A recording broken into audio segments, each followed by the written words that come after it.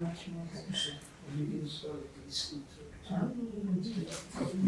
माजरत पाऊँ कि भाई हम ज़रा देर से शुरू कर रहे हैं। इसकी वजह मैं ही नहीं, हम सभी हैं कि और आज ख़ास तौर पे वो क्रिकेट का मैच है तो लोगों को खासी दुश्वारी हो रही, तो इसलिए रहमान साहब, I was waiting for them, उनके फ़ोन आ रहे थे कि भाई फंसे हुए हैं, मगर रहमान साहब ने भी कहीं पहुंचना है, and I am sure other people are also have other commitments. तो जी साहब,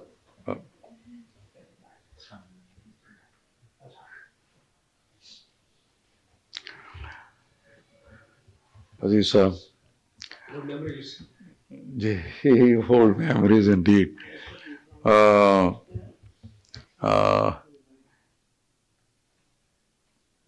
ये शायद मुझे अभी एक बात बता रहे थे, मैं नहीं ये कहता कि किस मुल्क के बारे, वो कह रहे थे कि भाई कि बंगाल के बारे बता रहे थे आप, हाँ, कि जी बंगाली कोई बहुत पढ़ा लिखा हो तो वो फिल्म का नकाद जरूर होता है, और अगर वो ना हो तो वो कॉमर्स जरूर होता है, और अगर दो हों तो वो दो मुख्तलिफ जमातों से उनका ताल्लुक होता है, तो अगर वो तीन हों तो वो एक दूसरे से बोलते नहीं। तो I thought I start of this on a lighter note. तो जनाब, आज एक ऐसा मौका है कि जिस हवाले से आज का कोई एहतमाम करने की हमने मिलकर कोशिश की है कि कार्ल मार्क्स का ये 200th एनिवर्सरी, मेरा ख्याल है कि उसके हवाले से अक्सर और बेशतर लोग जो हैं वो इत्तेफाक राय रखते हैं कि ना सिर्फ 19वीं सदी बट 20वीं सदी का वो एक बहुत एक बुलंद मुकाम वो रखते हैं, ना सिर्फ as a economist, as a social scientist, and कि उनकी जो फिक्र है उसने सिर्फ कोई समाज की तहकीक और उसकी इर्तिका के बारे ही उन्होंने नहीं लिखा, बल्कि तारीख़ के बारे और समाजी पहलुओं के बारे पर भी उनके और फ़नून लतीफ़ा, आर्ट्स हों, लिटरेचर हों, कि उनकी जो फ़िक्र है उसका तमाम पे असर हमें दिखाई देता है। तो इस हवाले से शाहिद अहमद ने ये कदम उठाया, उन्होंने एक मज़मून लिखा, मुझे भी पढ़ने का इत्तेफाक हुआ, जो एक बहुत खूबसूरत बयानिया है कि जिसमें उनके ज़िंदगी के हालात और उनकी फिर तहकीक कि किस तरह उन्होंने कि तमाम जो फ़लसफ़ी थे या सोशल साइंटिस्ट थे उनके लिखे हुए कामों से इस्तिफ़ादा किया, और फिर सिर्फ तर्जमे ही नहीं पढ़े, उनके ओरिजिनल में जाके कि भाई इटालियन भी सीखी उन्होंने फ्रेंच भी सीखी, जर्मन, उसके बाद आखिर में तो 30-35 साल 40 साल वो बरतानिया में रहे, अंग्रेज़ी भी, when he was exiled from Prussia, उस वक्त तो जर्मनी नहीं होता था। तो इससे भी आप अंदाज़ा लगाएं कि भाई इस कमिटमेंट कि भाई तर्जमे में भी कोई गड़बड़ ना हो जाए, कि भाई मैं ओरिजिनल जाके मैं पढ़ूं। तो मार्क्सिस्ट फ़िक्र की बहुत सारे लिबरल्स के ऊपर, औरों के ऊपर भी असरात मुरतब हुए, और अब जो क्राइसिस है दुनिया भर में, इकोनॉमिक क्राइसिस है कैपिटलिज्म का, तो वो ममालिक भी एक सोशल वेलफेयर स्टेट से अपने आप को ज़िंदा रखने की कोशिश कर रहे हैं, और they are boring lot of ideas from Marx. तो मैं जनाब आज दावत दूंगा, तकलीफ दूंगा शाहिद अहमद को। शायद मेरे पुराने दोस्त भी हैं, and we were together in Cambridge. इन्होंने इकोनॉमिक्स पढ़ी और इकोनॉमिक्स का डिपार्टमेंट बड़ा लेफ्ट विंग डिपार्टमेंट था कैम्ब्रिज का उन दिनों में ज़ाहिर है उन दिनों में हाँ जी, मिड 70 बहुत। तो जनाब इन्होंने फिर अपने तौर पे भी मुख्तलिफ इदारों के साथ काम किया। क्या नाम था बैंक का, BCCI में भी शामिल रहे, फिर यूनाइटेड नेशंस के साथ बैंकॉक में भी कोई 15-16 साल वहाँ गुजारे, जहाँ इनको मौका मिला बड़े गौर से एशिया के ममालिक की इकोनॉमीज़ को स्टडी करने का। और उस पर उन्होंने एक किताब भी लिखी, रेंटियर कैपिटलिज्म, जिसका आपके यहाँ यूनिवर्सिटी में, गवर्नमेंट कॉलेज यूनिवर्सिटी में उस किताब का इफ्तिताह हुआ। तो मेरा ख्याल है कि वो एक काबिल गौर किताब है। तो वगैरह वगैरह उसके बाद और भी किताबें लिखी। He has lectured here and there also in the Marxist universities in China। तो मैं इनको कहूँगा कि हमें ये 200 साल के सफ़र पे हमें ले चलें और हम भूली वाली चीज़ें जो हैं वो हमें याद करवाएं। तो शायद यू प्लीज़।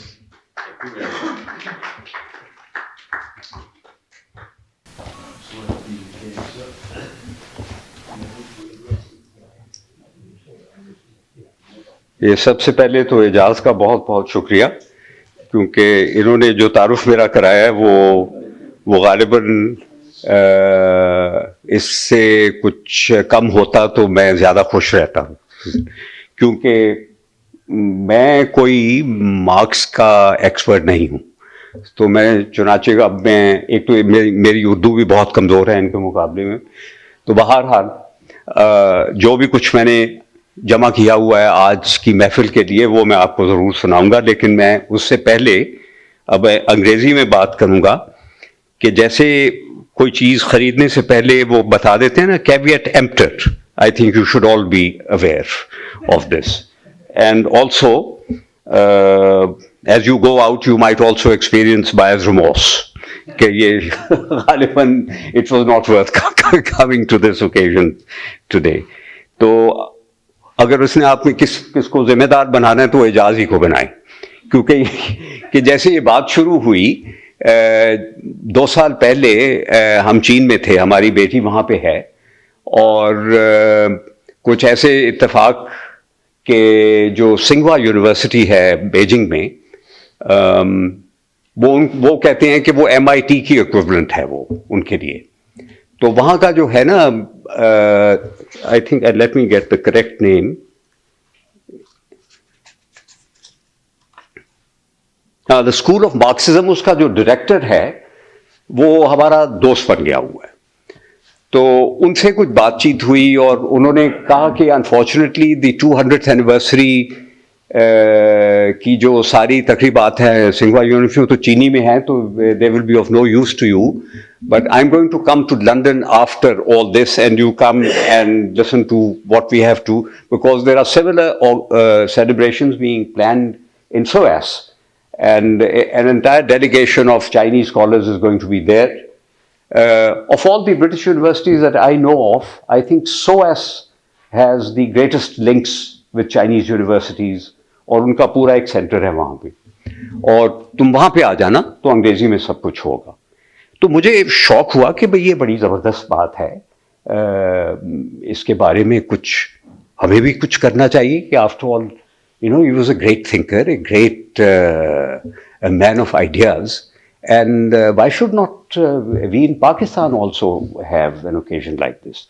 तो मेरी एजाज से बात हुई तो उन्होंने कहा कि भाई तुम बैठ के कुछ बनाओ, तो then we'll think about it. वो चुनाचे मैंने उसको काम शुरू कर दिया। फिर कुछ जब वो उसकी शक्ल बनी तो डरते डरते मैंने एजाज को भेजा मैंने कहा कि भाई Ijaz, do you think it is wrong? तो इसने कहा हाँ बिल्कुल. So he takes responsibility what follows now. तो now I will lapse into English unfortunately. तो after the lavish celebrations in China itself, ये शायद आप लोगों को पाकिस्तान में पूरी तरह इल्म ना हो, that practically every British university had something to do. Now, this is not necessarily well reported in the UK media.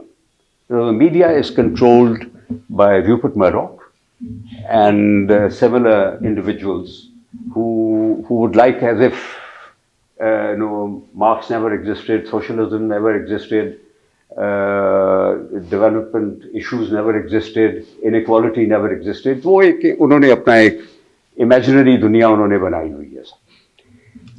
तो ब्रिटिश यूनिवर्सिटीज के अलावा I was most surprised of all that the Max Weber Institute in London, which is actually funded by the German government, held a series of seminars on him. तो मैंने कहा अगर German government को कोई इससे embarrassment नहीं हो रही तो पाकिस्तान को भी नहीं होनी चाहिए. दिस इज फिर मैंने, हमारी एक इंडियन कॉलीग होती थी जो यूएन में आया करती थी, तो मैंने उनसे भी पूछा, वो भी आई हुई थी वहां लंदन. अब वो पाकिस्तान के कुछ नक्शे कदम पे चलना शुरू कर दिया हिंदुस्तान. तो जवाहरलाल नेहरू यूनिवर्सिटी में पढ़ाती थी. तो उन्होंने कहा कि हमने सोचा था कि हम भी करें इस तरह का प्रोग्राम, लेकिन कुछ डर लगना शुरू हो गया और कुछ बीजेपी के गुंडों की धमकियां भी आनी शुरू हो गई. तो चुनाचे उन्होंने इसी तरह प्राइवेट घर में किया. लेकिन बाद में ये उन्होंने बताया कि कलकत्ता यूनिवर्सिटी में बहुत बहुत धूमधाम से उन्होंने किया सारा. So I don't know what happened in the rest of India, but in Delhi the JNU did not have a special event for Marx. उसके बाद ये जर्मन गवर्नमेंट का मैं एक और जिक्र करूं कि चाइना का जो सबसे मशहूर आर्टिस्ट है उसका नाम है Wu Weishan, and he has sculpted a huge figure of Marx, a very impressive piece of work, जो कि चाइनीज गवर्नमेंट ने एज अ तोहफा दिया to the town Trier where Marx was born. और वो तो मेयर ने उसको एक्सेप्ट करते हुए बड़ी अच्छी तकरीर की. फिर मैं और हैरान हुआ कि जॉन क्लॉड जंकर साहब, the president of the European Commission, उन्होंने यूरोपियन पार्लियामेंट में तकरीर की that Marx was a worthy member of the European enlightenment and so therefore we must honour his contribution to the development of ideas in Europe in the 19th century वगैरह वगैरह. उसके बाद फिर और ये पता चला कि since the financial crisis, Google searches for Marx and Marxism have trebled in the UK. I don't know about other countries, but some. And those of us who are familiar with the names Hayek and Friedman, so Marx outnumbers them 20-1. और ये जो एंडोंग जू जो director हैं school of Marxism के Beijing में, उन्होंने कहा कि we have won the intellectual argument, now we have to go forward from this and डी what we can to organise and so on and so forth. यही बताते हैं मोस्ट सॉट आफ्टर दिया. द अदर थिंग, जी जी बिल्कुल, हाँ absolutely correct. And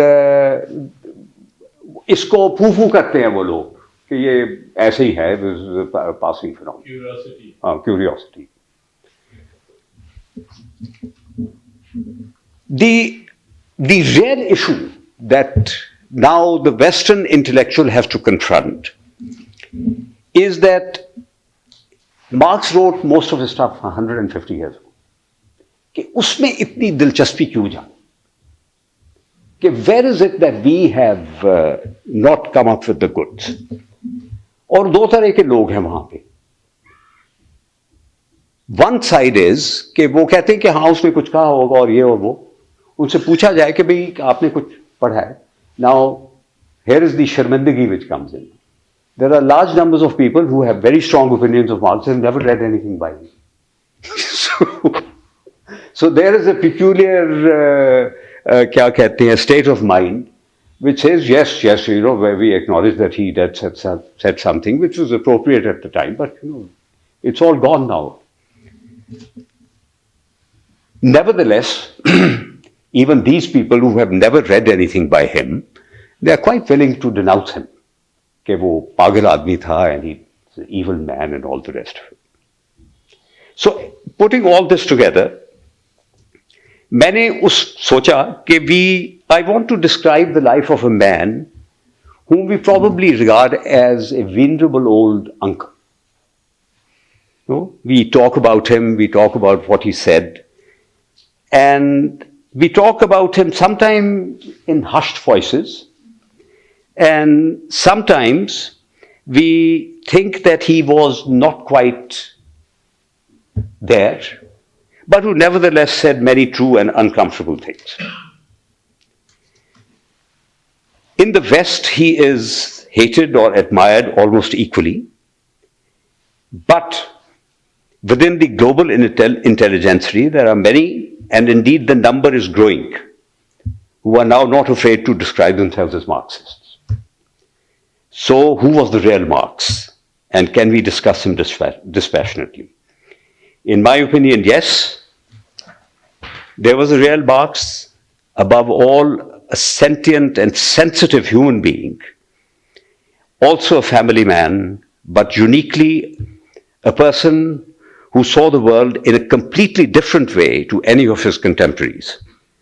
And it is that Marx that in what I've done by way of research over the last 2 years, I want to share with you. So who was Marx the person? I'm sorry, आप लोगों को जिनको पता है इन बातों का तो you will bear with me. Let me start with some personal details.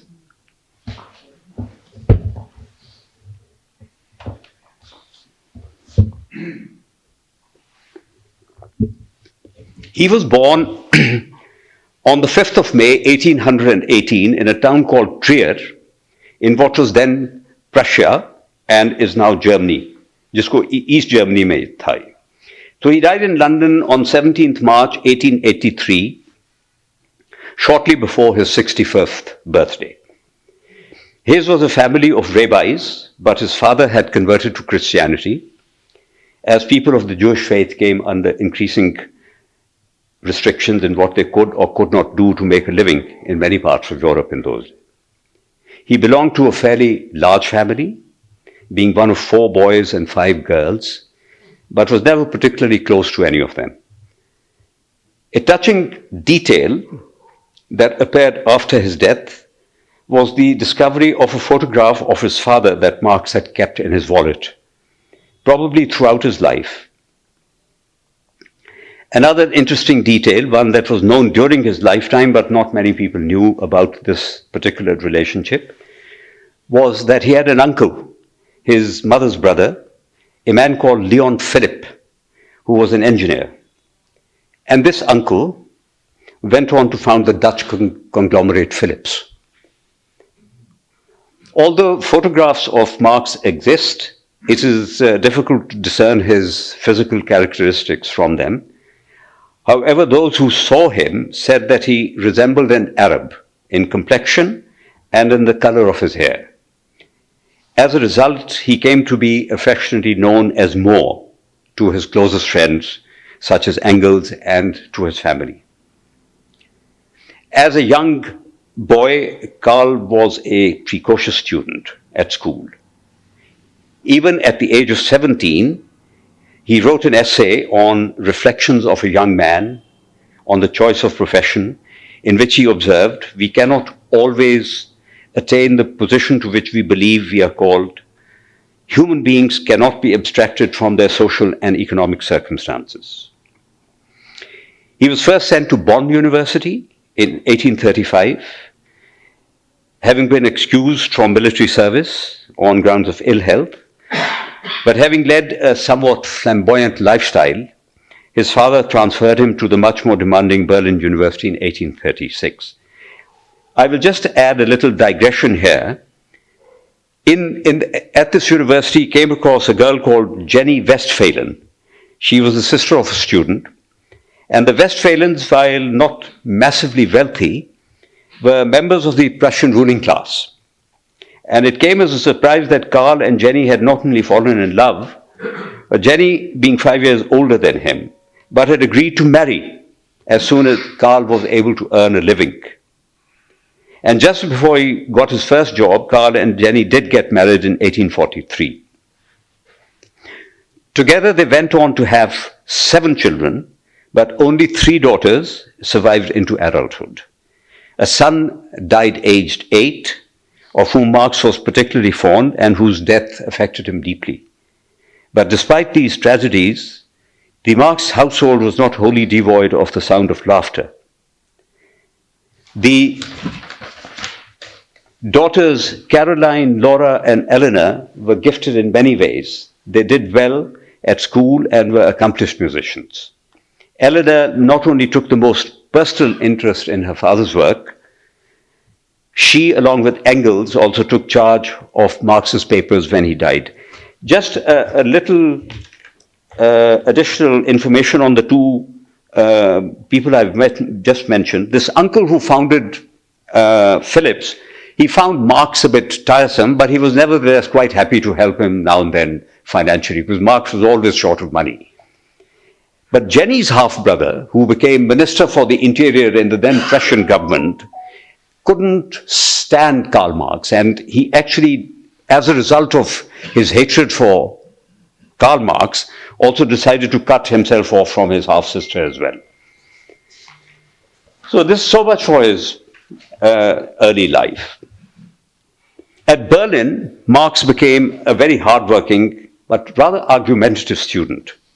He pored over the works of the recently dead Hegel and was a friend of the poet Heine.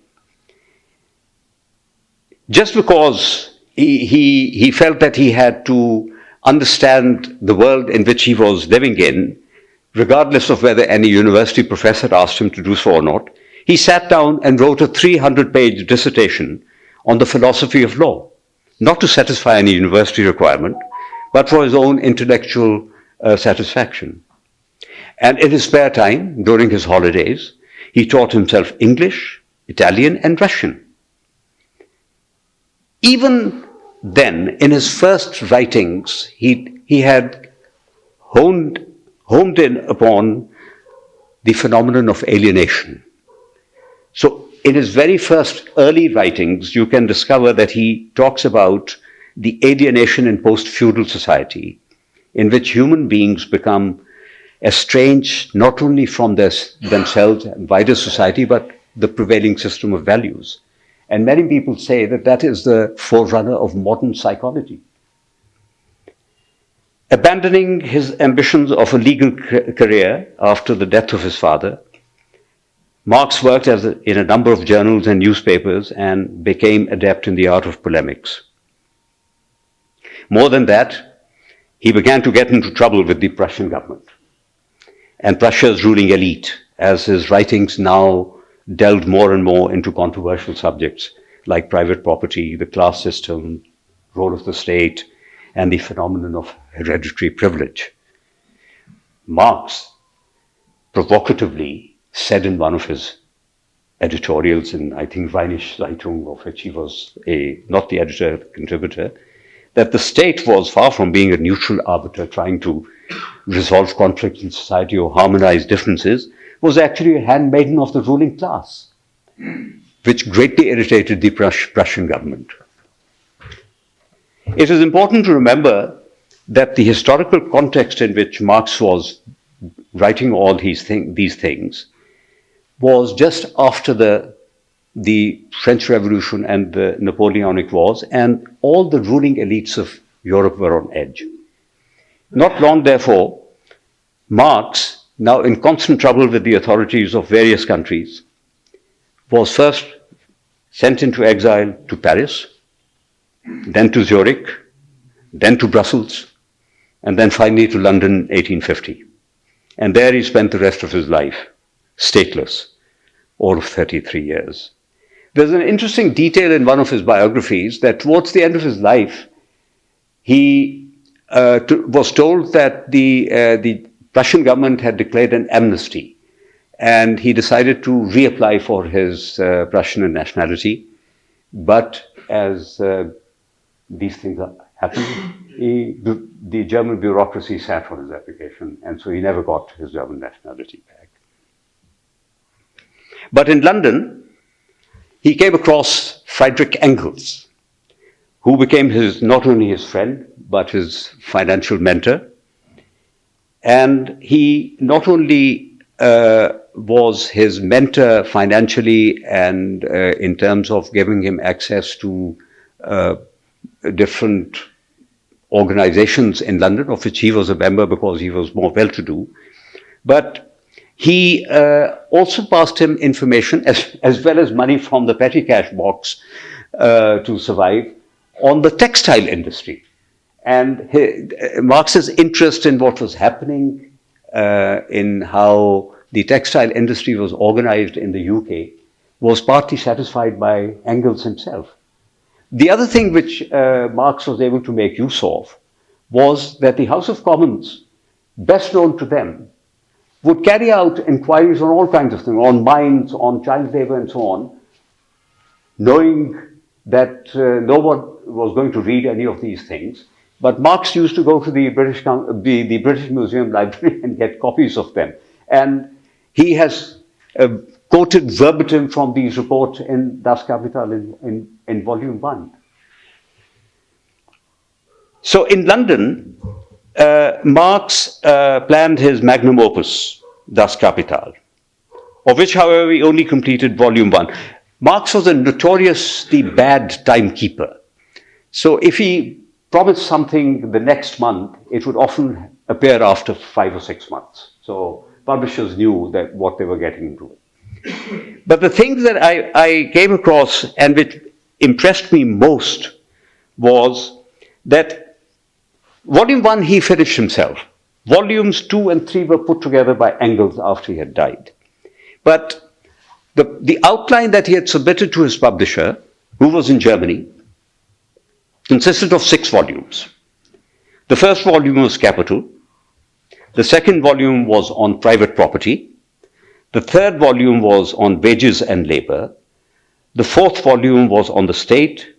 The fifth was on international trade, and the sixth was on world markets. And I was really struck by the subjects that he had chosen. Such an outline shows a remarkable understanding of how capitalism had already developed in the first 100 years and would not only develop in the future, but he was able to focus on its principal elements so early in its history. Indeed, if you look at the subjects carefully, they would be worthy subjects of someone's dissertations today. There is a little side about how in Marx, in order to get his mind off things, was very fond of reading the English Romantic poets and Charles Dickens, who gave him a lot of clues as to life in Industrial Revolution, and particularly the poverty that had been created as a result of the Industrial Revolution. And he read the British utilitarian philosophers, James and John Stuart Mill and Locke, and the political economists Adam Smith and David Ricardo.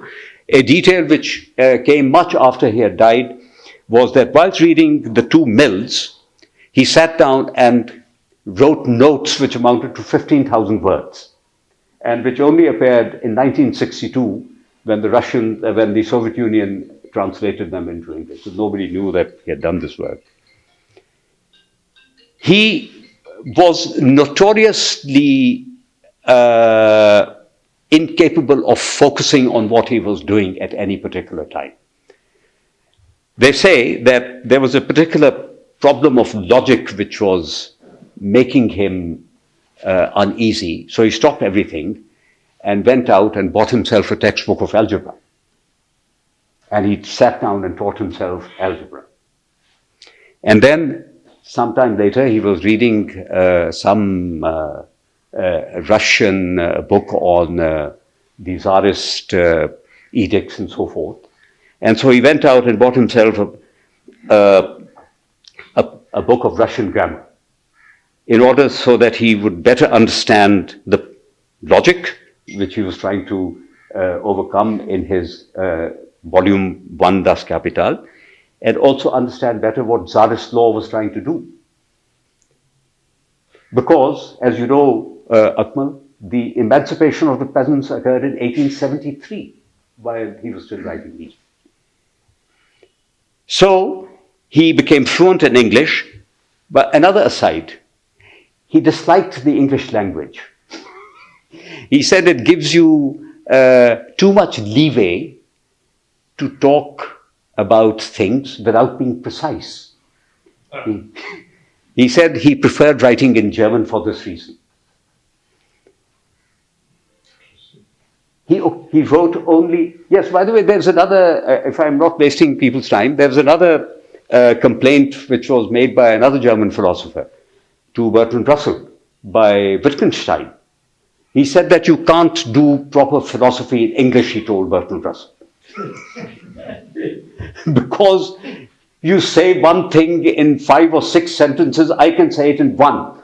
You know, so And that in one line. that in one line. And there is a problem which I'll come to later, where there are definitions of dialectics and dialectical materialism, which if you look at the German, as somebody has tried to explain, you understand them much better if you try to understand them from the English alone. But we'll get to that. So what were his main ideas? In what we know as Marxism. For my own convenience, you know, if you read Marx, his stray observations on life would be enough for someone to give everything up and start reading about those things. So I have tried to summarize, for my own convenience, into 4 broad categories his writings in the smaller books and some of the subjects that he's tried to cover in volume 1. I must make a confession, I haven't got beyond page 60. Because sometimes his paragraphs are about 2 pages long. You know. I don't know whether there's a problem with his German or with the English translation or what. And sometimes the sentences have, I counted in 1, 4 subordinate clauses. So where the principal clause and then you really have to read and reread and reread to understand what is being said. Anyway, so the 4 broad categories that I thought that would make it easier for me and for others to understand what he was saying are history, economics, society, and international relations. So it begins like this, that the 18th and 19th centuries had seen the general acceptance of the ideas of people like Copernicus, Kepler, Galileo, and Newton that explained how the natural world was organized. And Marx concluded from this that human affairs too had to be similarly governed by laws, so-called laws of motion, which he called. So that the history of human society was not merely one damned thing after another, as Toynbee has said, but followed a pattern. Events driven by economic and social forces. So over the long term, Marx said, these forces could not only be discerned, but their interaction and impact on human affairs could be objectively analyzed and understood. In other words, like the natural world, social reality was underpinned by objective laws. And on this basis, he came up with the theory of dialectical materialism. Now, dialectics, if you look it up in a dictionary, simply says an inquiry into metaphysical contradictions and their solutions. Hegel had defined the German word, dialectic, which is spelled with 2 Ks instead of Cs, as thesis, antithesis, and synthesis. And I think this is what Marx had in mind when he talked about materialism. For Marx, probably if he had defined it explicitly in his book, would have said that dialectical materialism is that political and historical events result from a conflict of social forces.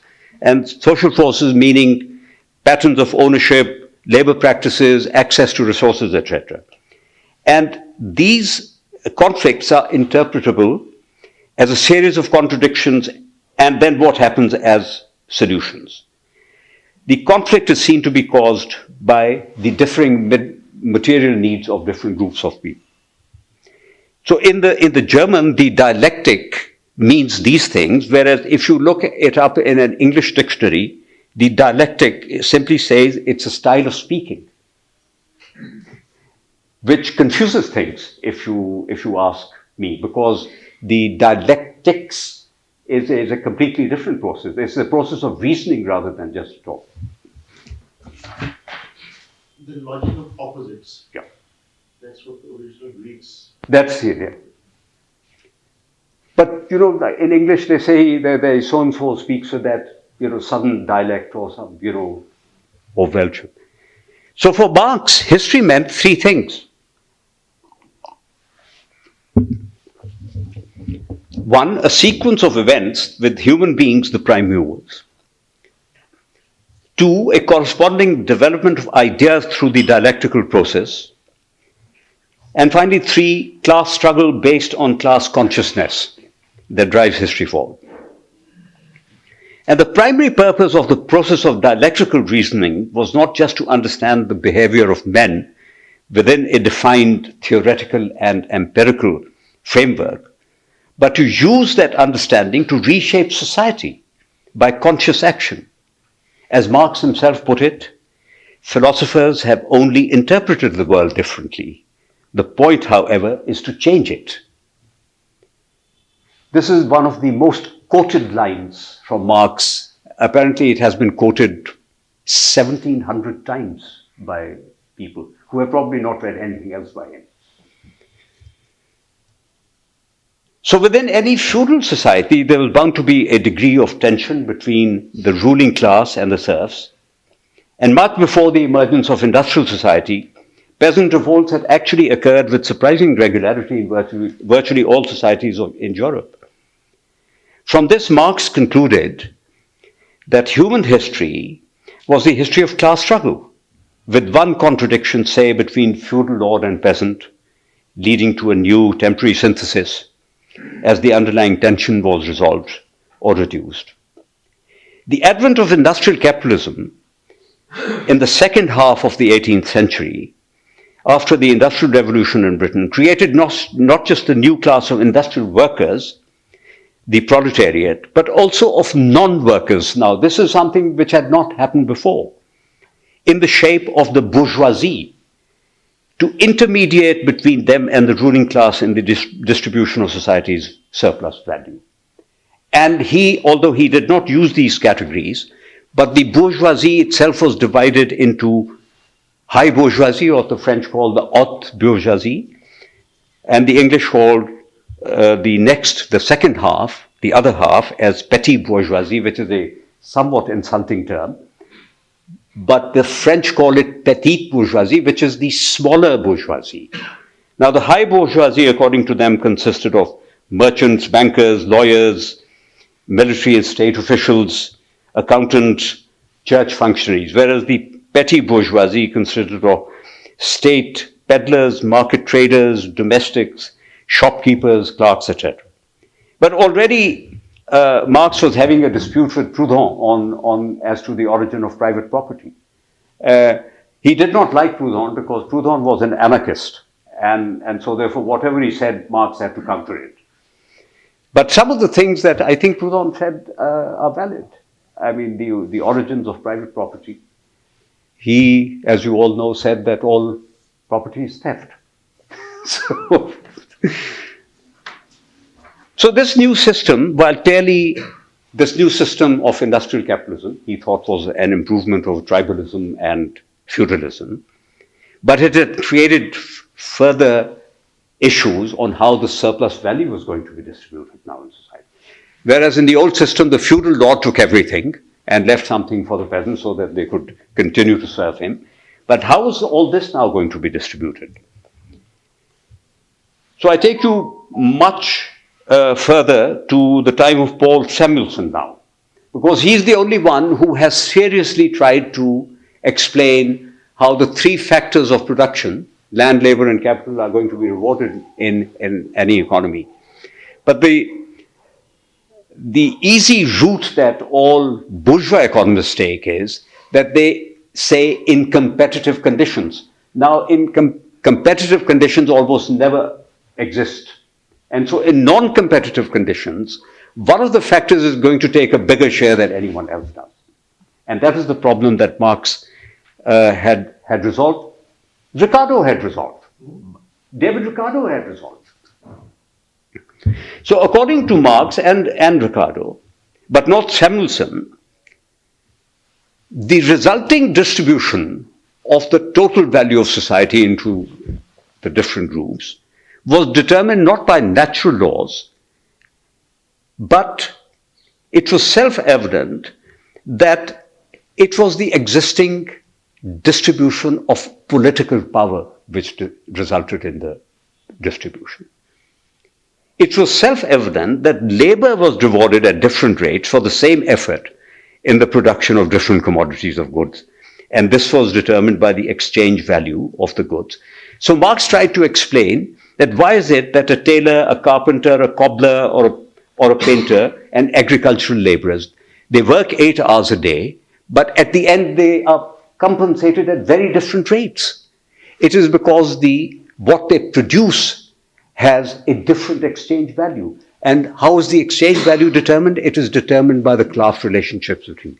So a painting is worth much more than 10 kilograms of corn which an agricultural labor produces. But he expends the same physical effort. Labor had therefore, in his words, become a commodity. So you could buy labor time. You could buy 4 hours of labor time or 6 hours of labor time. And this was the result simply because the feudal lord could do this and the serf had to sell his labor time to him. Incidentally, in Ernest Mandel's a textbook of Marxian economics, he even quotes Ibn Khaldun from the Muqaddimah, who explained the same phenomenon 700 years earlier, that everything that constitutes the acquisition of goods and wealth only happens from man's labor from which others then benefit. So it's just that he could physically see what was going on rather than be sidelined with different things. In economics, Marx had formulated his ideas on the basis of the capitalism that he had seen in Britain following the industrial level. It had created an extremely wealthy capital-owning class, a less wealthy bourgeoisie, and a very, very poor working class or proletariat living in slums mostly. Two observations that he made from this was that the distribution of surplus value, subsequently which he called the rate of exploitation, which at its simplest is the difference between the value of what a society produces and what it costs to produce it, which if you were to look at the national accounts today, would be gross profits, which I've been trying to look up different countries at different stages of development. So currently, before taxation, the gross profits relative to GDP in America are about 15%. And the distribution of surplus value subsequently described as the rate of exploitation, which at its simplest is the difference between the value of what a society produces and what it costs to produce it. And the 20th century phenomenon of monopolization. Marx had an uncanny ability to see how things would progress. He said that in a feudal society, the surplus is forcibly extracted and directly expropriated by the feudal lord. In these circumstances, the size of the surplus and its mode of utilization constitutes not just the relationship between the feudal lord and the serf, but the political, cultural, and ideological superstructure of society. And the ideas of the ruling class, as they are exchanged within society, they become the ruling ideas of society. So in terms of the modern political economy, the historical acceptance, if you like, that capitalism is the inevitable way as society has organized, has a long history behind it. So in the industrial phase of capitalism, in the quest to maximize the surplus, capitalism builds an additional superstructure of supporting laws and conventions, so that the differences between the owners of capital and the workers are further formalized within laws, conventions, practices, and even human virtue is redefined as people voluntarily conforming to the laws that have been made, such as being good corporate and individual citizens, as constantly finding in newspapers. And then, Marx predicted, this process extends beyond the boundaries of the nation state. And today, huge multinational corporations have become the standard form of business organization to which all others are made to aspire. Markets, the supply of raw materials, and the extraction of the surplus have consequently become internationalized. And the place of the industrial proletariat of the developed societies has been taken over by the impoverished masses of the developing world, what Marx called the reserve army of labor. But Marx had also gone on to say that constrained by a lack of buying power in society, the surplus would eventually begin to shrink, as would the associated rate of profit. So owners of capital would then seek to create monopolies and or oligopolies, and also cut the rewards going to the workers. Both phenomena can be seen vividly in the United States today, and to varying degrees across the developed world as well. But most of all, capitalists, through their command of the media, in order to smother the emerging contradiction in this case, would seek to create what is called false consciousness amongst the exploited, and thus legitimize the exploitation without actually having to use any form of overt coercion. And the example today is in the development of the advertising industry. Over the last 70 or 80 years, the advertising agency has come up not only with a lot of catchy slogans, but it has actually convinced most of us that when they talk of individual choice, it is real. That when they talk of the power of positive thinking, it is real. What they actually mean is that when we tell you that you can go and buy one brand of toothpaste or another brand of soap, that this is individual choice. But you cannot exercise much individual choice when it comes to your career or be able to gain freedom from the class in which you are born. So the individual choice has been reduced to being a good pliant consumer.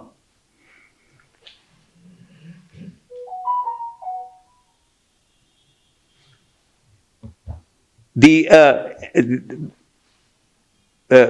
development of advertising the same is case in point, especially the creation of catchy slogans that just later conflation with human rights and the power of positive thinking to formally legitimize non-existent human agency in the lives of the great mass of people, as if it were fact. In fact, what we see today is the phenomenon of false consciousness most prevalent among the bourgeoisie of the developed countries, seduced now by the attractions of social media like Facebook and Instagram, and the non-stop barrage of advertising they have facilitated. False consciousness has but also been defined in rather more provocative terms, like, why should blacks go and vote for the Republicans in America? Nobody's ever understood this, but it happens. Or indeed, the working class voting conservative in Britain, but it happens. So on society, Marx almost certainly invented and defined the political ideals of equity and social justice in the community.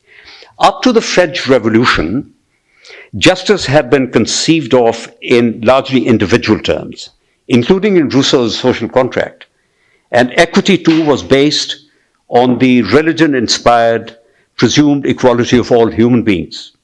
Marx, however, extended these notions to a more collective identity of class and of interclass relationships, and therefore of social justice.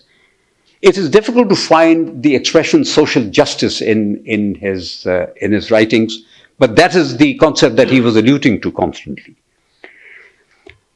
These ideals drove, as subsequent political developments in Europe concede, the creation of not just the communist and social democratic parties of Germany and the UK after World War I, but indeed of the whole post-World War II settlement that resulted in the welfare states of Western Europe.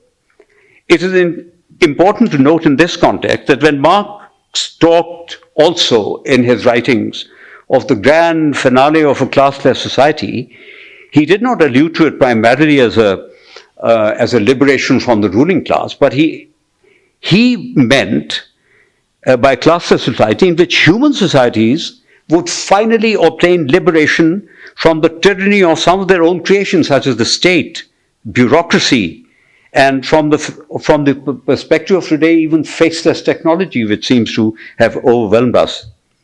So in the end, in the first place, human society had to find freedom from its occupational status and class identities, and then go on to enjoy the pleasure of cooperation with others. This is what he meant, rather than be consumed by antagonism and bitterness in competitive struggle. And secondly, cooperation would begin with local small-scale initiatives, not be handed over to some remote, unaccountable state. And I think this is what might be called the beginnings of today's civil society. It is worth stressing here that even in a full bourgeois democracy, what most developed countries have today, human society would be faced with the domination of the ruling class and would have to contend with the invisible despotism engendered by the enforced, though tacit, conformity to the values and social mores imposed upon it by the ruling class and its acolytes. Indeed, as a result, in modern society, most human beings have not been able to escape from feelings of alienation, which he had already talked about in his earlier writings. Not just in the developed countries, but now increasingly even in the developing countries. Democracy, in his words, was only going to be a partial solution, and even less so now that there is only a very tenuous link between democracy and a merit-based society. In most Western democracies are plutocracies, where the elite are able to pursue their own interests without embarrassment and within a so-called democratic order.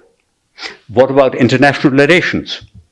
In what was perhaps one of Marx's most far-sighted observations, he also spoke about the rivalry between the ruling classes and their bourgeois supporters, not only that created acrimony between them, but in turn led to a glorified militarism.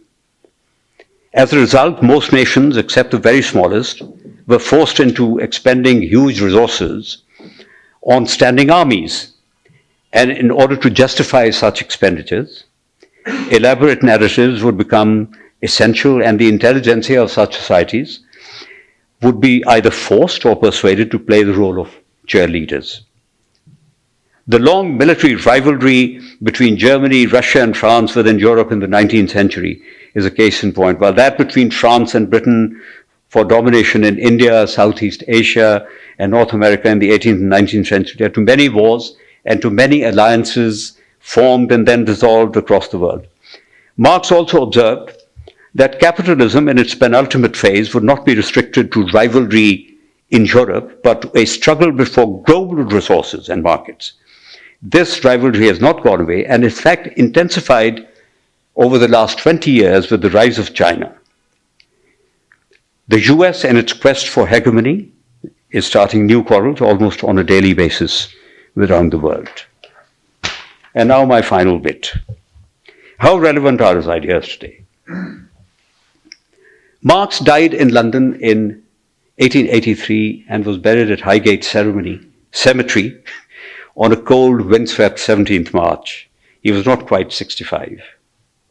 There were only 11 mourners. Engels gave the graveside oration that included the prophetic words, "His name and work will endure through the ages."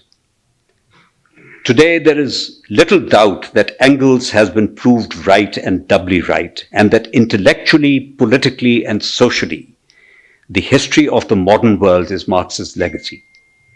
His ideas, embodied in the notion of dialecticism, have transformed the study not only of economics, but of history, of sociology, and indeed even literature. Not bad for an obscure German journalist who had lived much of his life in penury. However, at the same time, over much of the Western world, especially in the US and the UK, he was, and he continues to be, demonized as the begetter of all evil, and many books continue to be written denouncing him and his ideas. So, can we attempt an objective judgment about Marx and of Marxism today? No less a mouthpiece of the supposedly ultra-sophisticated Western establishment, meaning The Economist, which, by the way, has a circulation of over 1 million, remarked in early 2019 that following the 2007 financial crisis, the radical left is well and truly back as the triumphalism of 1989 with the toppling of the Berlin Wall fades, and Western capitalism and capitalist societies face a new set of crises, largely of their own making.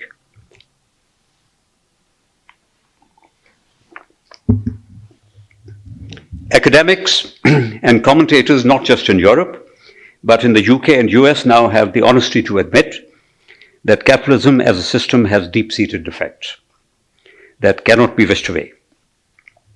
Left to itself, it does not just produce instability, considerable poverty and inequality in both rich and poor societies, but it then embeds these phenomena in an adversarial political and social system that leads to chronic social dysfunction. US and UK are prime examples. As a result, today's ruling elites find it increasingly difficult to solve even minor economic problems, and I will just mention two because I live in the UK. The care of the elderly seems to consume the attention of everybody, but there is not one solution that the government has come up with over the last 10 years. The way that it happens in Britain is what they call kicking the ball into the long grass so that it cannot be found, is forming a royal commission, which is then given 10 years to investigate and come up with recommendations. And then with the recommendations, another task force is formed as to which of those recommendations can be implemented. And it is easy to spend 20 or 30 years not doing anything. But a more immediate problem, which you see daily if you visit London, are the number of homeless people there. Central London, all doorways of shops, you'll find people sleeping. It is happening not just in Britain, it is happening in America, it is happening in other capitalist societies. How much does it cost to house 3,000 people? It will not dent any of their defense budgets or any of the prosperity of the tax havens will be affected by this. But the problem of the homeless goes up. A phenomenon which you will find difficult to believe is that there is a category of people called the working poor in Britain. So they are paid not enough to be able to survive on what they get. And the government has to subsidize their wages. It's called income tax credit.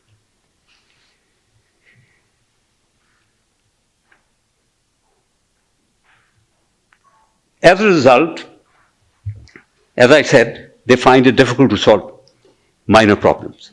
So despite the decline of the industrial working class and virtual obliteration of trade unions, the quest for yet higher corporate profits continues, but is becoming problematic.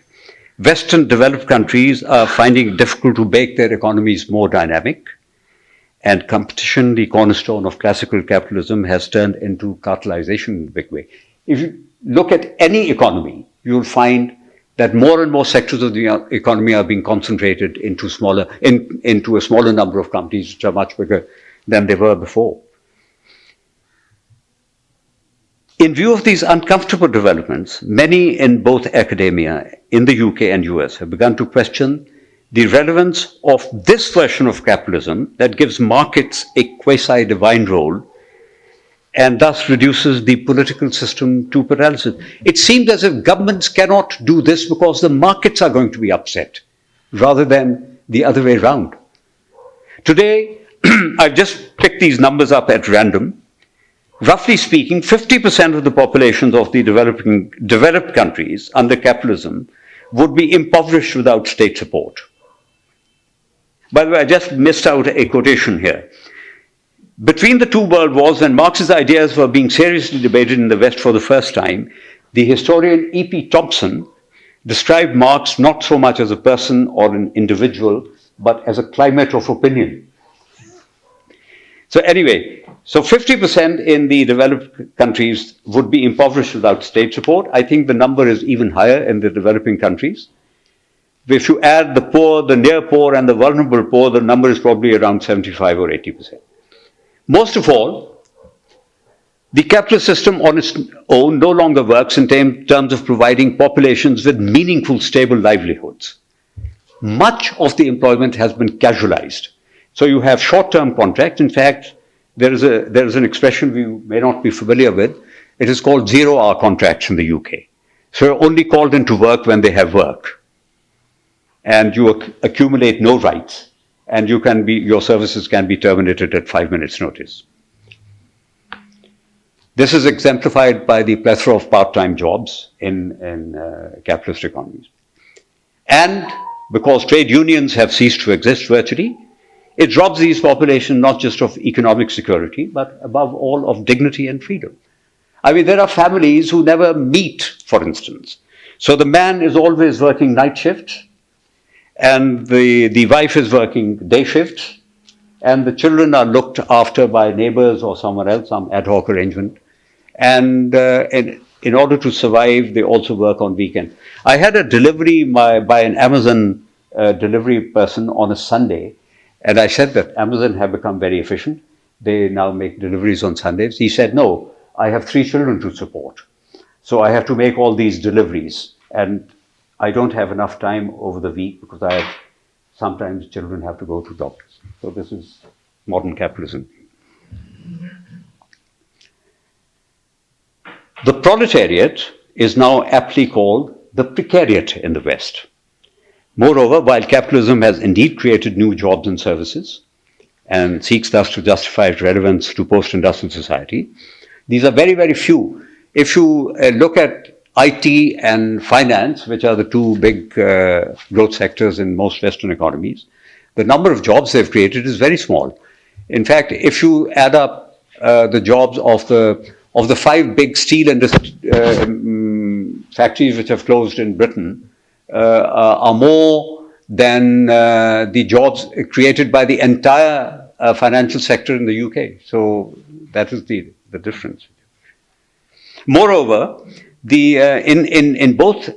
especially in IT, less so in finance. Finance works on the phenomenon of winner takes all is that the earnings are all geared to the shareholder. So the ordinary worker actually doesn't get that much benefit out of these earnings. If you look at the balance sheets of Google and Facebook, you will find that, yes, I'm just 5 minutes, or 2. Just very, very quickly. In the manifesto, Marx and Engels made 10 demands, which were a progressive income tax, curtailed rights of inheritance, confiscation of immigrants' properties, centralized, etc., etc. At a rough count, of the 10, 7 have been met, grudgingly or otherwise. The confiscation of immigrants' properties and bringing wastelands into cultivation are no longer frontline. Only private property continues as bedrock of the modern economy. I wanted to mention this because the French economist Thomas Piketty, in his second book, Capitalism and Ideology, has conceded that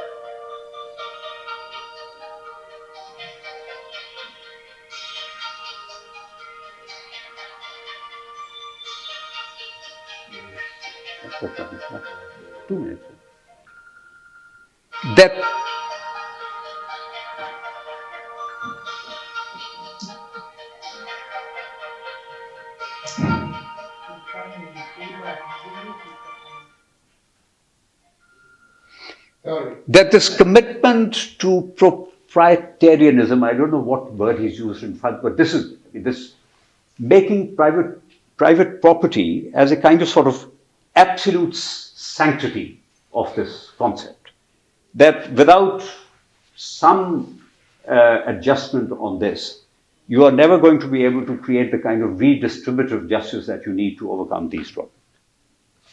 The overwhelming feeling, if you are a radical now, is that you cannot democratize the economy as a piecemeal exercise. So I will jump over some of the other things that I've said, but I want to say something in conclusion, which is that having said all this, and despite the widening cracks in the capitalist enterprise, we cannot still, in honesty, say that the victory of the poor, the weak, the dispossessed, the marginalized, or the voiceless is at hand. Despite being on the defensive, the right remains powerful and will not give up its privileges easily. What we can still say is that Marx's portrayal of the forces that shape our lives and the poverty, exploitation, and alienation that they produce for many, and the extreme opulence for some, they inspired millions to fight and to lay down their lives for a better, fairer world.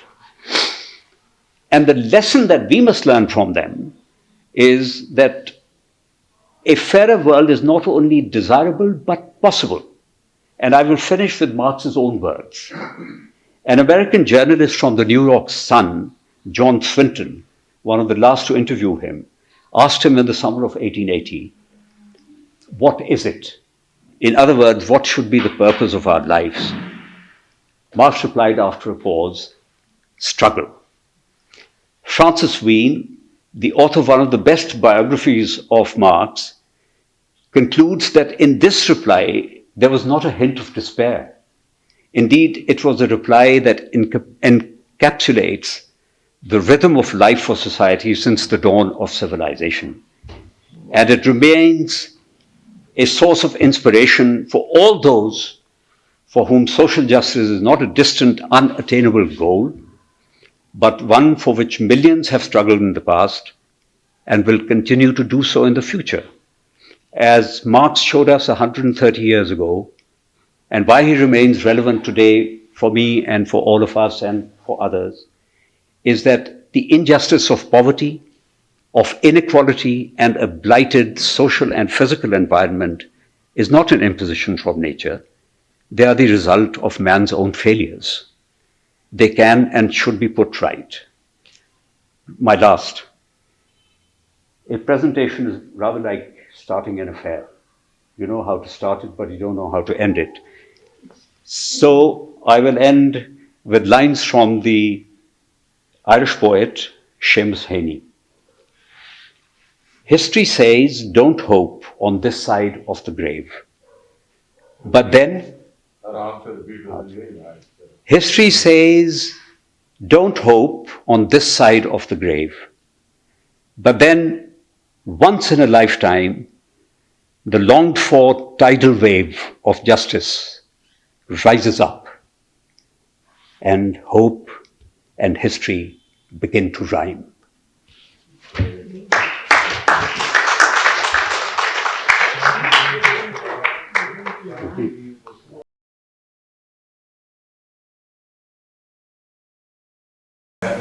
Can we have your attention? Dr. Saab, Shah, everybody knows that he doesn't need any introduction. Is going to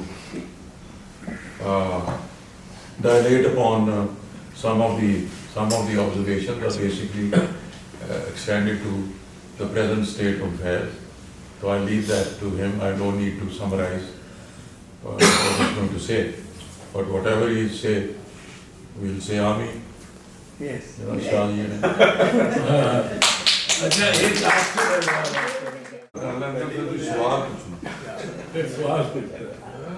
वो एक दफा John Robinson ने professor ये जी Robinson को उसने उन्होंने लंबा सवाल पूछा तो वो कहती हैं कि Austin you have asked a question, don't try to answer it. He just asked the question. I was very Little short version. No, this is important. I mean, you know, what are the lessons learned? You can't just start in. Yes, sir. ਅਸੀਂ ਬਾਕੀ ਤੇ ਸਾਰਾ apply ਕਰ ਲਿਆ ਕਿ ਅਸੀਂ ਕੋਈ fail ਕਰ ਯੂ ਇਨ ਦ ਸੈਂਸ ਕਿ ਇਟ ਮਸਟ ਬੀ ਇੱਕ premises which is 250 years old. Right. And substantially it has moved in the same direction. ਤੁਸੀਂ ਗੱਲ if something has gone wrong ਕਿ ਇੱਕ ਕੋਈ ਸਾਡਾ ਡਰਾਇੰਗ ਮਾਸਟਰ ਹੁੰਦਾ ਸੀ all of them did become painters. Application ਦੀ ਵੀ ਤੇ ਇਹ ਗੱਲ ਹੈਗੀ ਨਾ how do you understand? Because Marx did become a measure of things, how to gauge societies, and most of them used that footer rather well. And there were others who did not or ignored it. And that's not Marx's fault. Footer which ने बनाया उन्होंने नापन नहीं गलती. But again, valid question की गलती. Valid question that can be picked up in the discussion. I'll make a few very brief observations. They're based on three kinds of considerations, tenuously related with what Shahid had to say, but nevertheless related. The first is Marx's contribution to the history of political economy in terms of unveiling the laws of motion of society. I think he is the first political economist to undertake this comprehensive examination of by laws of motion I mean, and he meant, identifying the structure and the dynamics of a particular mode of production, that was capitalism. So that's the first thing that I'd like to bring up. And in that, and restrict myself to the field of political economy as opposed to going into philosophy, right? Because we don't have the time. The second thought I thought I would introduce is to ask the question, how is it relevant for today's dialectic, so to speak? When I talk about Marx's dialectic, in a sense, as everybody knows, is very different from Hegel's dialectic. Marx's dialectic is rooted in the struggle between classes, ultimately, in the context of a particular mode of production that opens up a space for the action of the working class. And for precisely the same reason, ultimately the dialectic is about power. Unlike Hegel and the ancient Greeks, Hegel shared this with the ancient Greeks, who understood dialectic, literally the dia means opposites, logos is logic. The dialectic was a logic of opposites. And what they thought was that motion is created in society, as indeed at the metaphysical level, motion is created through the tension between opposing elements or opposing forces. Marx did something very different from that tradition. And he located the idea of the dialectic in the tension between social forces in the context of the laws of motion of a particular mode of production. That was capitalism, right? And in doing that, he demonstrated very clearly, as far as political action is concerned, that this was about power. Ultimately, the struggle was about power. Oh no, I thought I'd sort of very quickly indicate that too. As part of understanding the laws of motion of society, which I think was Marx's major contribution to the history of political economy, one would like to bring up something which is of a contemporary sort of controversy these days. That is the idea of inequality in society, economic and social inequality, in the context of Piketty. And with all due respect to Piketty, I have a few reservations which I'd like to share with you. Okay, in the context of the Marxian tradition, right? Okay, the first point about what was Marx saying in the context of the laws of motion of society or of that particular mode of production. I think it had three features which are extremely relevant for the current crisis at the global, regional, and national levels. What do I mean by a crisis which spans the globe, the region, and the country? By crisis, I mean that the life support systems of the planet are under threat. And it has now been reasonably well established by scientists that this threat has emerged as the result of our forms of production and intervention into the ecosystem and our forms of social life, our forms of production, consumption, disposal of waste. This is not a natural phenomenon that happens occasionally in a perennial fashion, but it is the direct result of human intervention into the planet's ecosystem, the threat to the life support. And that this intervention is related with the forms of production and social life. Okay, so when we say that the globe and the region and the country face a threat to not just human life but all life, we must also acknowledge that requires a bit of investigation, but we must also acknowledge that it is a crisis also of the social and political system that is characterized by the term capitalism. So it's the crisis of capitalism. All preceding crises of capitalism have been of an economic nature, right? The falling rate of profit, this, that. This is a crisis that threatens not just human life, but all life on the planet. So it's a terminal crisis, right? And for that reason, it is a crisis not just of the mode of production. It's located in the mode of production, but it's a crisis of the capitalist civilization. By that I mean the kind of consciousness that capitalism has engendered over the last 200 years. The whole relationship that capitalism has created between human beings, humans and humans, between humans and nature, and between humans and commodities. It is at that level that the system is in a crisis, right? And so there's no point trying to sign the Sustainable Development Goals agenda of the UNDP unless you're also willing to take up the challenge of transforming the social and political and economic system that we characterize as capitalism. That's my first sort of humble proposal. I'll try to elaborate it. Now, from the point of view of this particular rather limited analysis, there are three features of the capitalist mode of production which Marx in volume 1 admirably articulated. So you can go beyond page 60, but in the first 60 pages he's articulated it and he's elaborated that view. Three elements.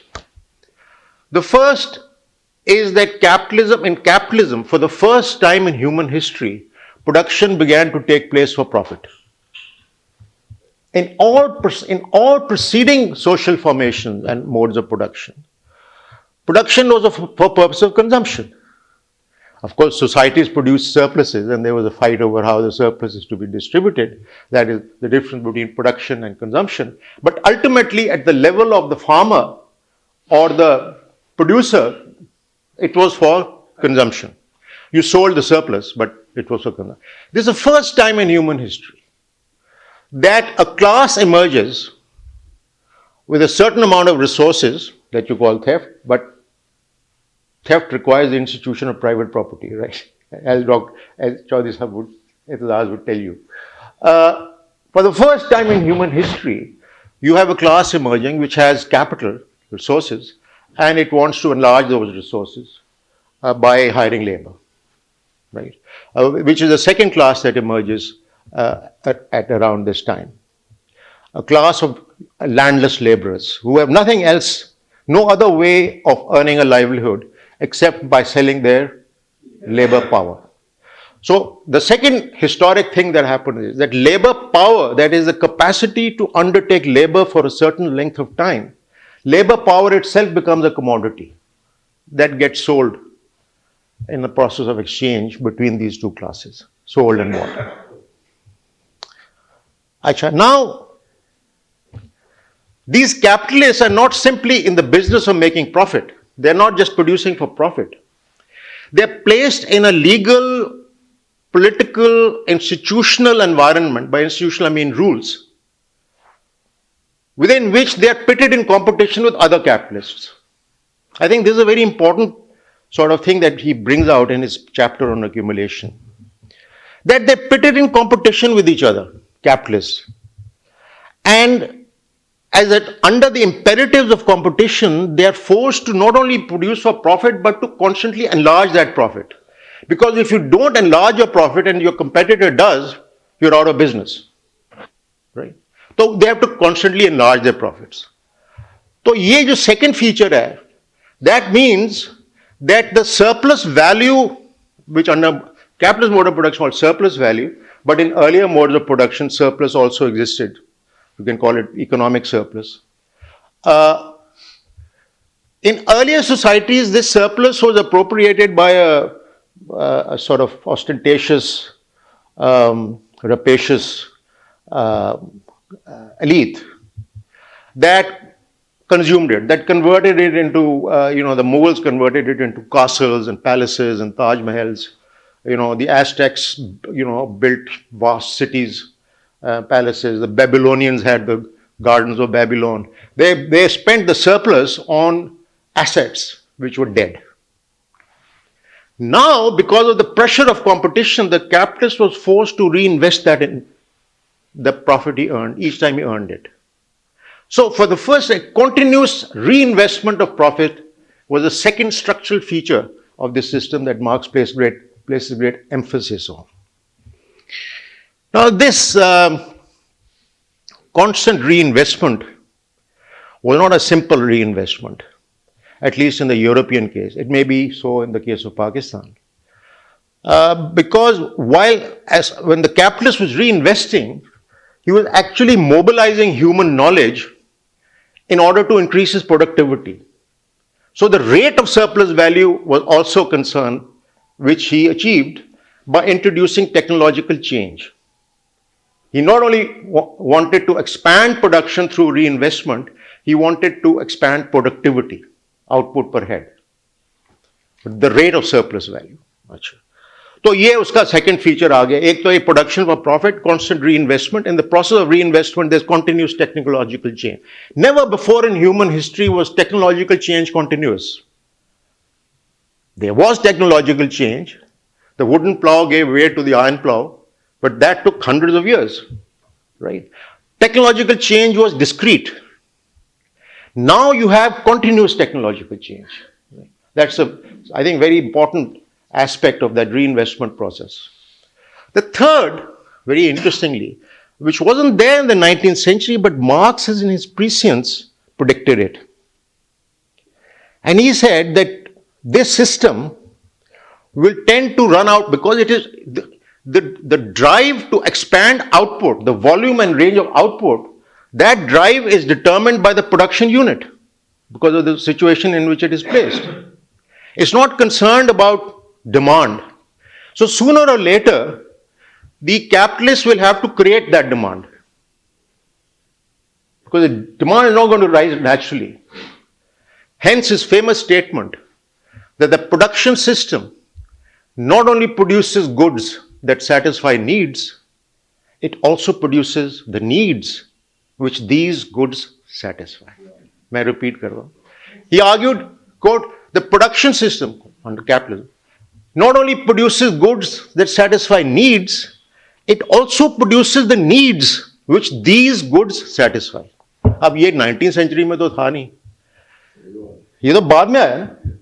The whole idea of the sales effort and the consciousness that induced was in a sense उसकी laws of motion के अंदर उसने argue करके दिखाया कि वो what form it would take he could never imagine. The power of advertisement and the kind of culture that would emerge and the kind of apotheosis of commodities that would happen. His idea of fetishism took on a completely different dimension that he couldn't have imagined at that stage. But I think the roots of that phenomenon are located in his structural analysis of capitalism. So three main forces are identified in this volume 1. बाकी सारी उसकी elaboration है, ठीक है.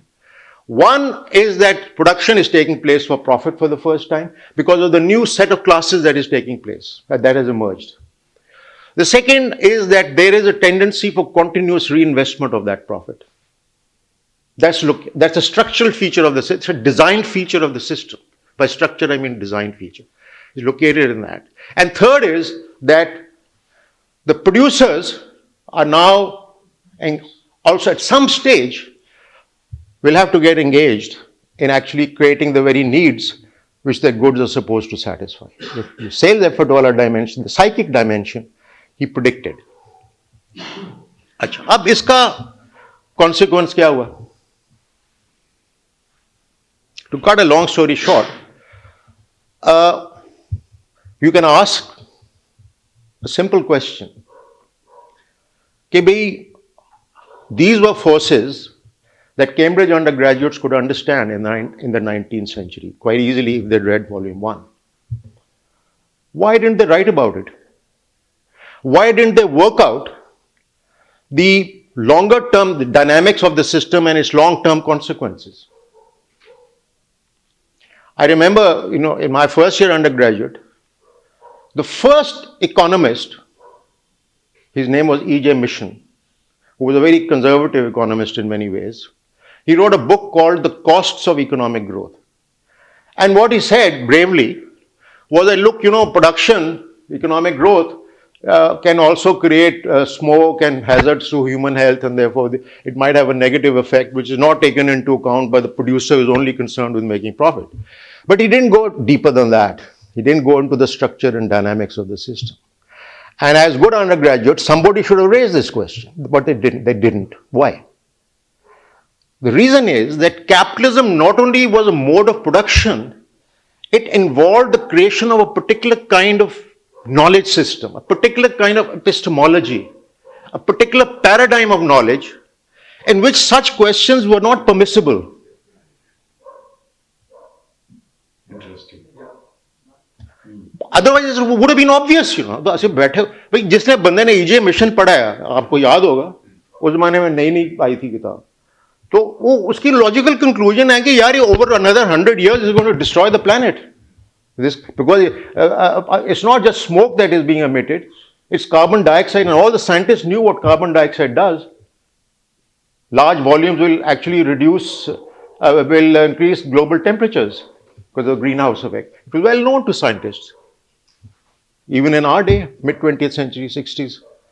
So, वो नहीं हुआ, क्योंकि people were locked into this particular form of knowledge in which fundamental questions related to the laws of motion of that system was simply not permissible. That's why Joan Robinson never got a Nobel Prize. She was eminently qualified for it. वो race करती थी, वो लोग ठापे मारे, क्या कर रही, अच्छा क्या कर रही हो, अच्छा वो बेचारी चुप कर, हमें अंडर ग्रेजुएट के साथ वो शेयर करती थी कि यार ये देखो क्या हो रहा है, but she never got the Nobel Prize. That's the point I'm making. अच्छा अब ये है कि where are we now in this? Why is Marx, लोग कहते हैं जी return of Keynes. I think there is a return of Marx. It's not accidental that there are so many Google searches में सबसे ज़्यादा उसका नाम आ रहा है. It wasn't the case 30 years ago. वजह उसकी, the new relevance of Marx lies precisely in the threat to the life support systems of the planet that environmental degradation has brought about. और ये मैनिफेस्ट हुई है essentially mid-80s में 1980s when Mrs. Brundtland, who headed the UN Commission on Environment and Development, she was a Norwegian Prime Minister, and I had the honor and privilege of working with her in Oslo. And she blew the whistle. She got हम the social scientists youngsters को इकट्ठा करके ले गई तीन चार, but you know the more we were just marginal to the exercise. The more important thing was that you had natural scientists demonstrating to her that the global ecosystem, there is an ecosystem that is being damaged. How much it's being damaged, whether the damage is reversible or not, they didn't know at that stage. But damage there was. So she blew the whistle. अच्छा. तो अब वो वक्त गुजर गया, late 80s में people thought about it, but never really became an issue.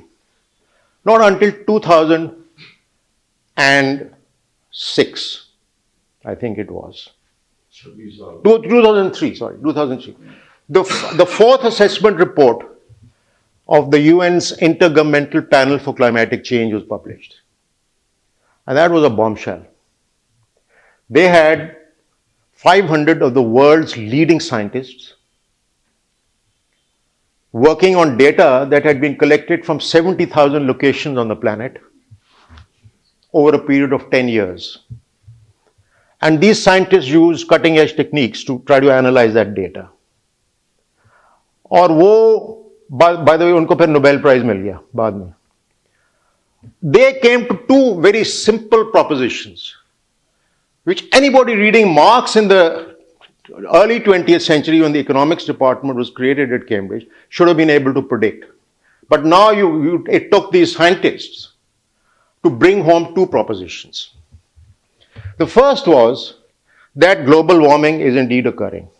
It's a fact. Because the carbon dioxide levels have reached levels which are resulting in a layer of gas of these greenhouse gases around the earth, and the reflected rays of the sun go back and it's raising the temperature. And they recorded those things. So the first was that there is global warming, no doubt about it, with all its consequences. Destabilization of local ecosystem, local forms of social and production life. But the second proposition was that this global warming is not some sort of natural process of climate change that occurs every few thousand years.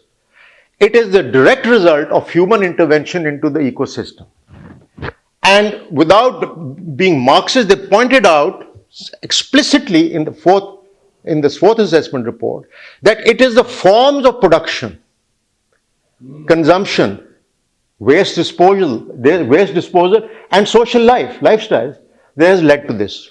Clearly उन्होंने कर दी बात. ये सारे natural scientists, वो हमारे जैसे बंदे थे ही नहीं उसके अंदर. अच्छा. अब वो the world sort of got up.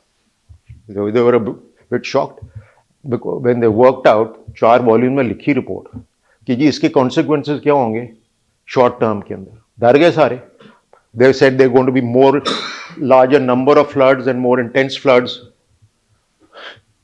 There are going to be larger windstorms and more intense windstorms. लोग डर गए और diseases का vector change हो जाएगा. ऐसे ऐसी diseases आएंगी जो पहले आपने imagine ही नहीं की हुई. ऐसे areas में आएंगी जो पहले आपने imagine नहीं की. All this coronavirus was predicted in the fourth assessment report. लोग डर गए. अब उन्होंने they tried to hold these conferences, you know, Kyoto and Copenhagen and all these. Nothing happened in those conferences. Nothing happened in those conferences. About decision लेते थे, implement नहीं होती थी. Finally, the scientists once again blew the whistle. उन्होंने कहा जनाब, no action has been taken on all these treaties that have been signed. The world is in danger. Please call another summit. So जो latest summit हुई है वो Paris के अंदर हुई है 2015. अब 2015 में जनाब उस समिट के अंदर ये सारे साइंटिस्ट इम्तियाज आलम जैसे ब्रिलियंट किस्म के लोग थे. उन्होंने कहा जनाब बात ये है, we worked it out, and if you carry on your forms of production as you are, and you carry on the trajectory of technological change that you have, which is based on private profitability, which means ferrous-based technologies, energy production. So the average global temperatures could go beyond 2.5 degrees centigrade by the end of the century. And they said, like, look, we built all kinds of models to try to understand what will happen to the world's planetary system, life support system, agar wo 2 degrees tak chali jaye. But if it goes beyond 2.5 degrees centigrades, we are entering uncharted terrain. We don't know what's going to happen then. You could have a situation in which there could be a catastrophic destabilization of the entire life system of the planet. Species could start dying on a huge scale. अच्छा वो साथ उन्होंने ये भी evidence produce कर दिया. देखो ना, आप साइंटिस्ट ने तो फैक्ट्स को देना. उन्होंने कहा जी जिसको कहते हैं ना नेचुरल बैकग्राउंड एक्सटिंक्शन रेट, के जो प्री इंडस्ट्रियल पीरियड में स्पीशीज एक्सटिंक्ट होती थी, it was 1 species per year. Now it's 2000 species per year, they said. 2000 गुना बढ़ गई स्पीशीज की डेथ रेट. उन्होंने कहा जी ऐसे ये दूसरे जानवरों से हो रहा है, इंसेक्ट्स और ऑल काइंड्स ऑफ एनिमल्स, अब ये भी हो सकता है ह्यूमन बीइंग से भी हो, unless you do something about it. तो वो एक सेंस ऑफ अर्जेंसी आ गई. पेरिस समिट में आपको याद है बड़ी सेंस ऑफ अर्जेंसी है, और बाद में यूएन ने एसडीजी गोल्स का बनाया ड्रामा. अच्छा, वो उस समिट में उन्होंने एक चीज डिसाइड की जो पहले किसी समिट में नहीं थी. उन्होंने कहा कि जनाब, we have to reduce our greenhouse gas emissions and reduce greenhouse gas emissions in order to achieve.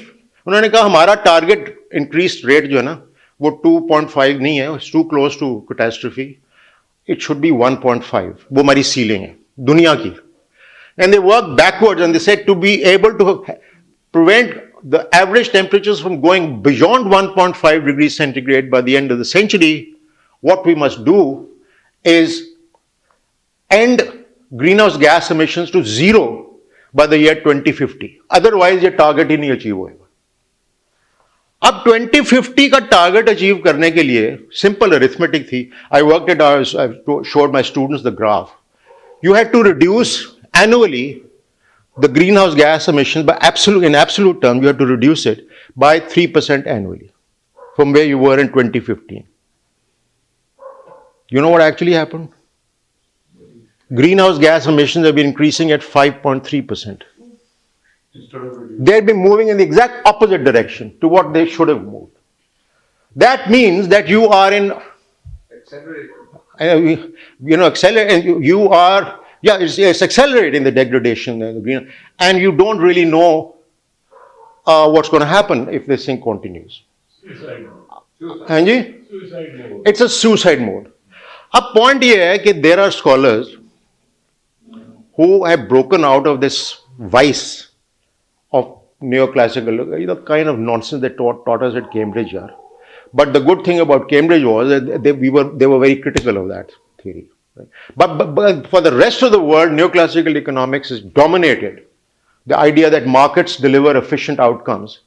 We were very critical in Cambridge, but in the other universities of the world, barring Harvard, they were all saying that market mechanisms are बेहतरीन चीज ही कोई नहीं. Markets are self-regulating, they're very efficient. तो सारी university में उन्होंने पढ़ाना शुरू कर दिया. And you had some brilliant people who tried to prove this thing mathematically. That the market system will reduce inequality, the market system will save the planet, कुछ भी external कुछ नहीं होगा, damages कुछ नहीं होंगे, और बस आप इतना करें कि markets को regulate ना करने की कोशिश करें. Markets are self-regulate. Isn't that the total sum? अच्छा, capitalism. और capitalist को apotheosize करना शुरू कर दिया कि they are the innovators, they are the guys who are improving the lot of society as a whole. सारा argument. पिछले 60 years, these are lost years, right? At universities. अच्छा. अब क्या हुआ? Now a few people are waking up. मैं देख रहा था, I was hunting around. कुछ लोग कैम्ब्रिज में हाजून चैंग वो उठाए. जॉन्स वो उसको भी नोबेल प्राइज मिल जाएगा. वो John Stiglitz, another Nobel Prize winner. वोट है, फिर वो ओकाम्पो है लैटिन अमेरिकन, वोट है, 4-5 फ्रांसिस स्टुअर्ट ऑक्सफोर्ड की, वो उठी है। लो जी, उन्होंने कहा कि जनाब ये तो बड़ा serious crime, we have to look at capitalism in a fundamental way, ये मार्केट सिस्टम जो है ना दैट्स नॉट वर्किंग। और प्रोफेसर नील, आपको जमाने में भी था वो प्रोफेसर नील, हमारा कैम्ब्रिज का प्रोफेसर, उसी road a paper called economics in disgrace. He says economics is useless because it's not being able to address the central problem of our time, environmental degradation. वो कहती है हो ही नहीं सकती, हो रही है। उसने कहा ये नॉनसेंस है इकोनॉमिक्स जो जिस तरीके से पढ़ाई जा रही। तो अब ये this is where we are intellectually, people are raising questions. Now there are two kinds of people. One is the people in the tradition of Mrs. Brundtland, who are very bright people, very humane people. The other are people who have sort of belong to the Marxian tradition, I would say. जो Marxian tradition वाले हैं वो ये कहते हैं कि जनाब ये जो सिस्टम है ना, दिस इज सिस्टेमिक प्रॉब्लम। जो मैंने अभी लॉज ऑफ मोशन की बताई कि it's rooted in fundamental mode of production itself, so you got to change that mode of production. If ठीक है, उसके बगैर नहीं होना कुछ। And this has to be, socialism has to be at the global level. ये नहीं कि एक मुल्क में ले आओ, there has to be planning, control, state intervention करे on behalf of humanity. Her state की इंटरवीन करे on behalf of all humanity. एक तो वो स्कूल ऑफ थॉट है, they've done some very good work.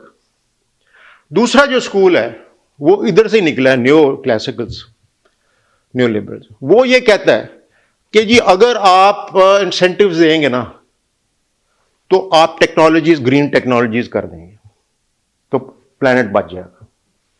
The trajectory of technological change can be changed through tax laws.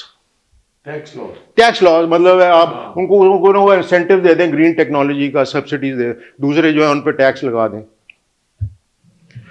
अब the same issue was raised when Mrs. Brundtland was drafting her report, and at the expense of sounding immodest, I, just as a student of the subject, I was very young in my 20s, I said, Mrs. Brundtland, this is not going to work.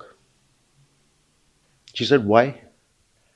मैंने कहा, listen, if the whole process of growth is based on private profitability criteria by private investors, then please remember that there are certain technologies which are yet to be developed. It will require a lot of research and development for you to start producing electricity by means of hydrogen. वो time लगेगा तो, and you can't specify the length of time because research at the highest level is not a function of the amount of money you throw in, right? It has an autonomy. The realm of science has an autonomy. X ray जो निकली थी वो ये पैसे डालने से नहीं निकली, मिसेस क्यूरी ने जो बनाई। इसी तरह कैंसर के क्योर पे बिलियंस ऑफ डॉलर गए, कोई नहीं निकला ना। वो एक खास, it's a autonomous process of knowledge, human knowledge. तो I said you can't put a time limit के इतनी टाइम में वो ग्रीन टेक्नोलॉजीज निकल आएंगी and everything will be hunky dory. पहली बात। दूसरी ये है कि let suppose those green technologies emerge, the kind that you want for green growth, what leads you to believe that they will be adopted? Because capitalists, देखे ना, इसमें simple सी चीज थी, आई आर्ग्यूड दिस विद हर, कि at the time that this new technology becomes available, the capitalist was already invested in a whole set of machines. Some are young, some are old. अब उसको आप कहेंगे you switch to the new technology, वो सारी के सारी अपने existing capital stock को वो dead stock बना देगा, जीरो कर देगा, वो सारी इन्वेस्टमेंट उसकी संक हो जाएगी। कैसे? उसके लिए कॉम्पनसेट, आपको इतना बड़ी कॉम्पनसेशन पैकेज देना पड़ेगा हर कैपिटलिस्ट को, गवर्नमेंट को विल गो बैंकरप्ट। ये उस वक्त डिस्कशन हो चुकी है। She responded by saying, look, Akmal, I know what you're talking about. Well, you're a young man, you don't know. She said that this report has to be approved by the General Assembly. It's a consensus document. What are you talking about? You're saying the whole system is wrong and it can't be done. I don't want to give that message. साहब होने का उसने पहले कोई थोड़ी बहुत optimism लेके आओ, उन्होंने वो छाप दिया सारा कुछ रिपोर्ट। मैं कहा ठीक है, then I wrote a paper, ये होना है। It's not right. Recently, it got published. So, where we are, therefore, is that voices for the first time are being raised, which are saying that the world's life support system is under threat as a result of certain systemic tendencies in the very mode of production itself. और उसको दुरुस्त करने के लिए you not only need a whole new corpus of knowledge, ultimately, मेरे view में, you need to have a new set of power relations. Now, this is where we go back to Marx's idea of the dialectic. भाई देखिए, ये जो process of capital accumulation जिसकी बात कर रहा है कि जी production of profit, reinvestment of profit, technological change, mobilizing knowledge for the sake of increased profitability, all those forces, and then trying to create demand, all those forces are rooted in the very design features of the system. Right? They are there as a set of tendencies. और उनको arrest करना means that you cut down and there's no way you can arrest them in any significant way, except by changing the mode of production. From private property based production to collective forms of production. Right? अच्छा, अब जहां जहां collective forms of production हुई है वहां environmentally gentle growth हुई है कि नहीं हुई? Bishnoi community की, the whole range of community, Latin America में हुई. तो अब point ये है कि how do you go from there to here? How do you go from the capitalist mode of production to a global socialist mode of production, whose primary task would be to save life on the planet? Rather important task, I would say. Right? Okay. Primary task is not कि जी मजदूरों को get them a better deal, ये नहीं है चक्कर. अच्छा, अब point ये है कि going back to Marx. Marx का जो dialectic है between social forces, these two classes, as I said, it's located in power. Right? Surplus value can only be produced if the price of labor power is less than the product of his labor. If the value of his labor power is less than the total product of his labor. So that way, then, in the very act of exchanging surplus value, the very act of exchanging labor power as a commodity, capitalist buys the labor power, pays a price for it, but in the process of buying it, he appropriates surplus value, doesn't he? Right? Up the fact that he's able to generate surplus value for himself in this invisible fashion lies in the fact that the worker, there is a reserve army of labor sitting there, and the worker is not in a position to raise his wages to a point where the profit would become close to zero. ठीक है जी? So ultimately it's a power relationship. And that power relationship is rooted in the idea of private property itself. वो पूदन जो कह रहा था ना कि जी पहले होती थी बाबा जी पहले प्राइवेट प्रॉपर्टी नहीं होती थी. Private property comes as a legal part of a legal system in Europe. So the idea of theft is a corollary of the idea of private property. अच्छा, in the modern economy. So ये जो power relationship है between capitalists and laborers, that has to be addressed if you're going to change the mode of production. अब now what have some of our very admirable economists, I have great regard for them, मैं ये नहीं कह रहा, they've done great work. I think Piketty should be given a Nobel Prize. सारा कुछ मैं कह रहा हूँ. But Piketty करके क्या कह रहा है? In his first book, जो आपने refer की Capital, वो has got a sort of hyperbolic name for his book, Capital. वो इस Capital के बाद पहली किताब आई Capital in the 21st century. अच्छा, ये आई. उसमें उसने क्या demonstrate किया?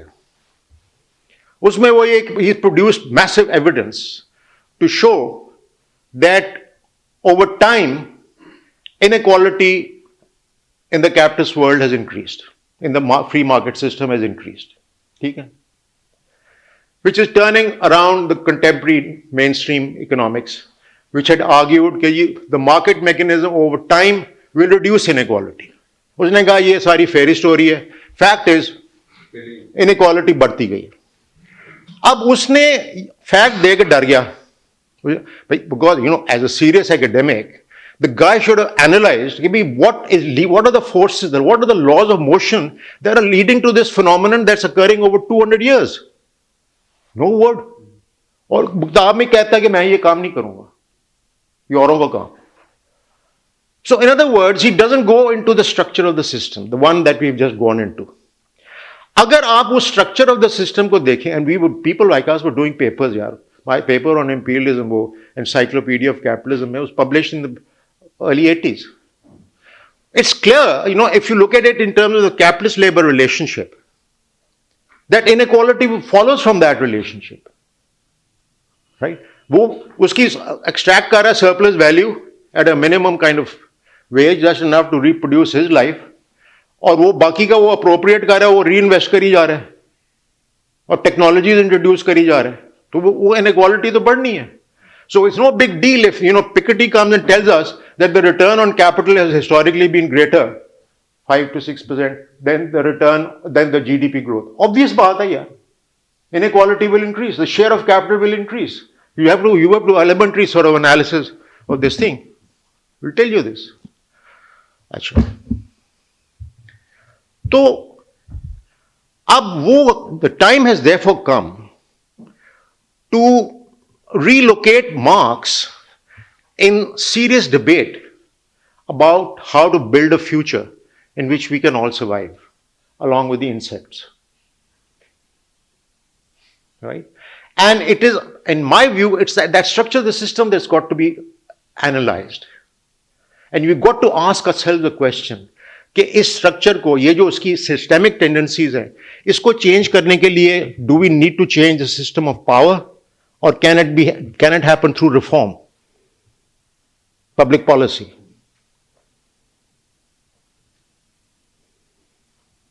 You've got to ask that question, don't we? That's where we are. So that's the relevance of Marx, in my humble opinion. So दो चीजें हैं उसने. Marx ने ये दिखाया है कि the system has a tendency for continuous increase in the volume and range of production. And this process is sustained by the fact that they're actually reconstructing your psyche. You're creating a new relationship between you and commodities, where you find commodities to become the emblem of power, of efficacy, of status, right? Of sexuality. Commodities which, these are qualities which originally we possessed. And what the advertisement is telling you is it is imputing these qualities which were organic to us to commodities, and then telling us that in order to repossess yourself, you buy these commodities. So you're buying commodities essentially to repossess yourself. You're not buying commodities for the purpose of their functional qualities. Why else should a guy have 100 cars? There are people who got 100 cars. Actors have Beverly Hills में रहते हैं, sports car. क्यों भाई? अगर functional qualities के लिए लेनी, एक ले लो, दो ले लो, तीन ले लो.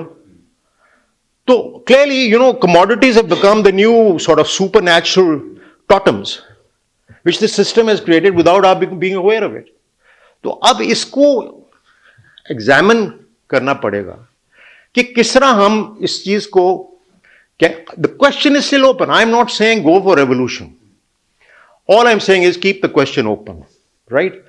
Have all these departments of public policy, n number of public policy departments, her university ने खोले हुए. ओ यार कर क्या रहे हो तुम? Can you seriously tell me that you can design public policy to cut down global warming in the foreseeable future? What will that policy involve? And who will implement it?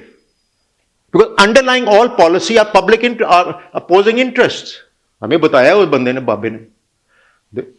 तो ये हमें क्वेश्चन ओपन रखना पड़ेगा कि can we do it through public policy और do we need a change in the system of power. यही question आप कह रहे थे जी पाकिस्तान के लिए भी रेलेवेंट है. अब ये दोनों चीजें जो हमें तकलीफ दे रही हैं, एक तकलीफ ये आप देखें, गौर करें कि जब भी फ्लड होता है, it's the poorest sections of society that suffer most. They are the most vulnerable. बारिशें ज्यादा होती हैं, वो सफर करते हैं. पानी भर जाता है उनकी बाजारों के अंदर। अच्छा, और जनाब इनक्वालिटी इस हद तक सर पहुंच गई है, चौधरी साहब would know this, you know, I did a very quick estimate the other day and worked out that the average per capita income of the bottom 60% of the people, the monthly per capita income of the bottom 60% of the people, which is the majority, is only 6,000 rupees per month. 6,000 रुपये पर head. चलो 5 की family 30 से 30,000 हो गए। अब 30,000 rupees जिसकी है वो तो बिजली का बिल भी नहीं दे सकता। 60% of your population is in that condition. Full employed. 0.01 पर एग्जैक्टली 0.01% जो है पॉपुलेशन का, and this is an underestimate, people tell me, वो 1 million रुपीज अ मंथ उनकी इनकम। I am just ending there. तो जी, Same thing is happening in the US. In the US, There was a statistic which I came across recently. right, absolutely, नहीं ये global है, हाँ, 50% of the population absolutely, have no money left at the end of the month. They to survive. अच्छा, अब मैं ये कह रहा हूं कि ये पाकिस्तान की भाभी ने पूछा था मुसरत ने कि यार पाकिस्तान की को बुला, तो मैं ये सिर्फ अर्ज कर रहा हूं कि पाकिस्तान में जो इनक्वालिटी का इस वक्त स्ट्रक्चर है और ग्रोइंग इनक्वालिटी हो रही है, in a situation where a rapacious elite is trying to sustain its lifestyles through indirect taxation, right? वो उनकी डिस्पोजेबल इनकम एक तरफ से कम कर रही है, एक तरफ से अनएम्प्लॉयमेंट बढ़ा रही है, और दूसरी तरफ से उनको कहते हैं कि जी आप हमें टैक्स ज्यादा दें। तो ऐसी सूरत हाल में inequality will worsen over time. How do you tackle this problem of inequality and mass poverty? Not through Benazir income support program, although they're very good, commendable. वो तो ऊंट के मुंह में जीरो। एक तरफ आप पॉवर्टी सिस्टेमिकली रिप्रोड्यूस करी जा रहे, दूसरा मार्जिन पे आप कहते हो हम 2,000 रुपया इनको दे देंगे महीने का। नहीं हो सकता।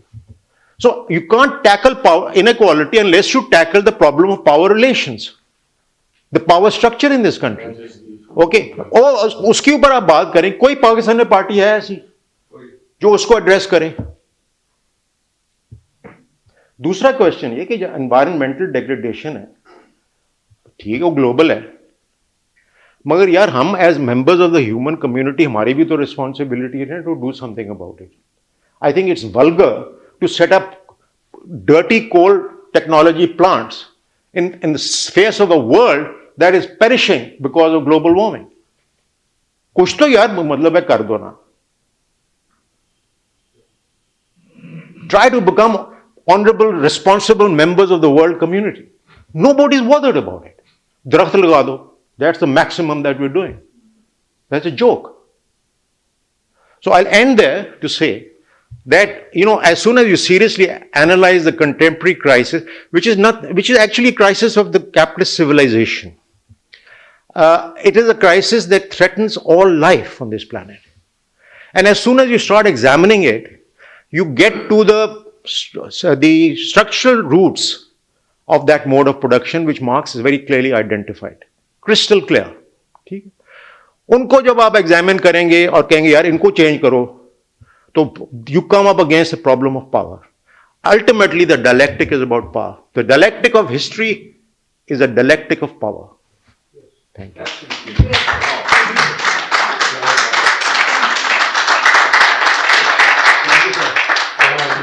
Nothing inspired this whole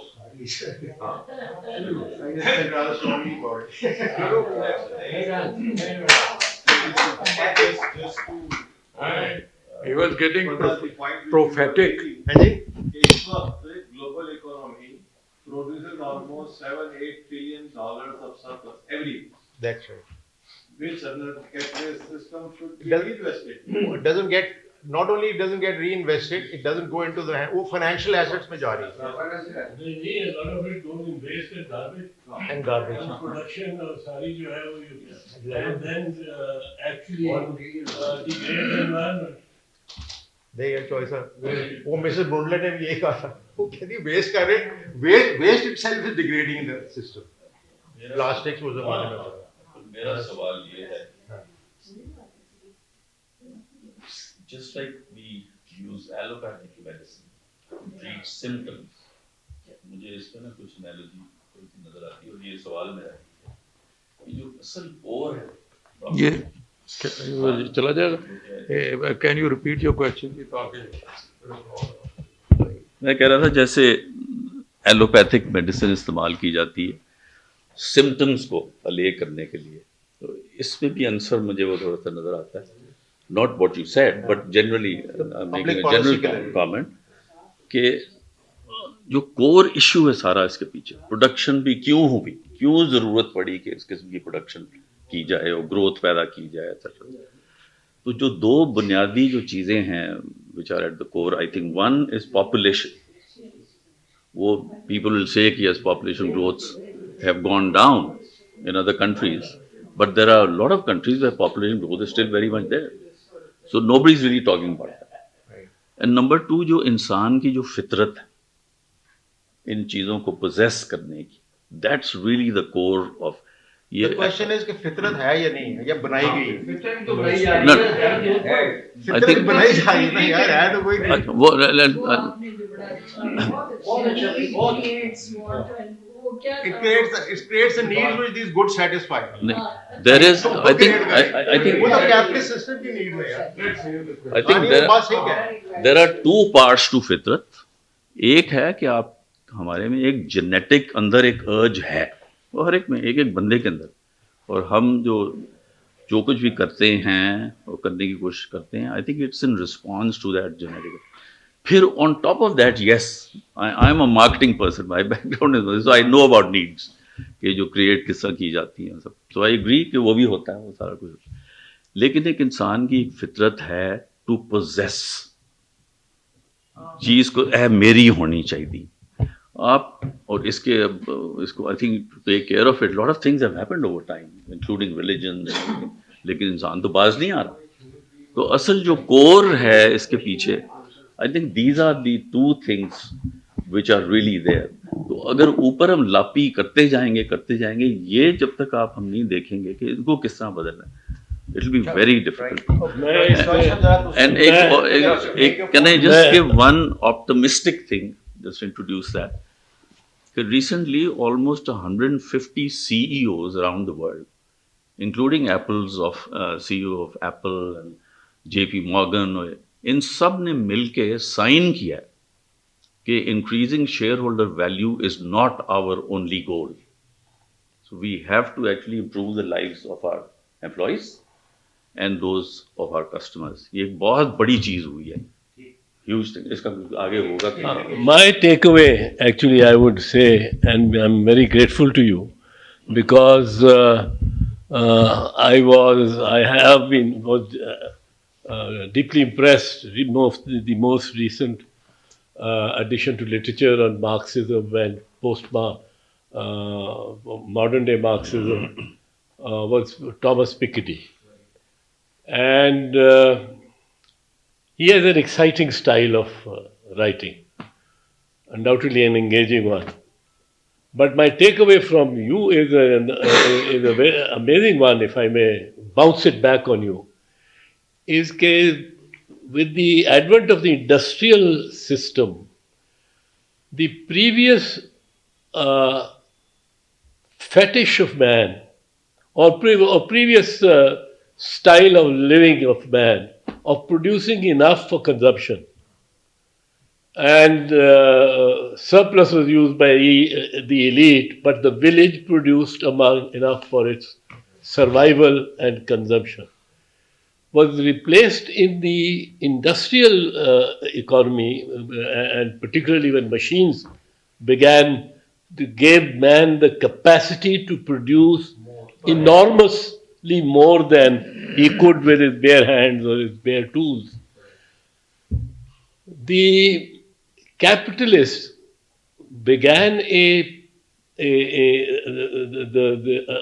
economy where the need was created, because he had now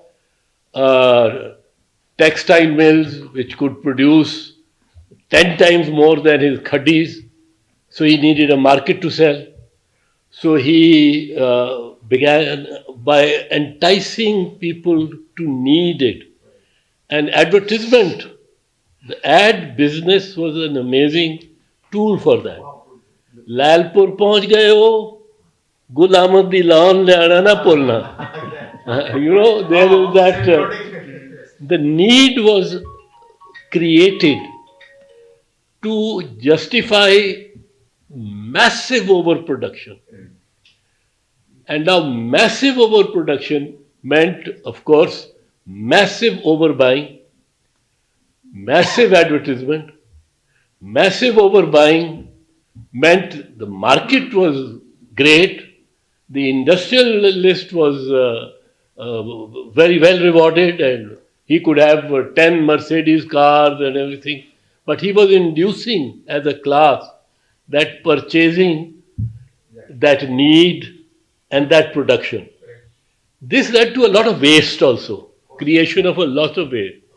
And the amount of garbage and the way our seas, our oceans, our rivers, our canals, our garbage systems are all being destroyed by that additional waste. And here you can use the Marxist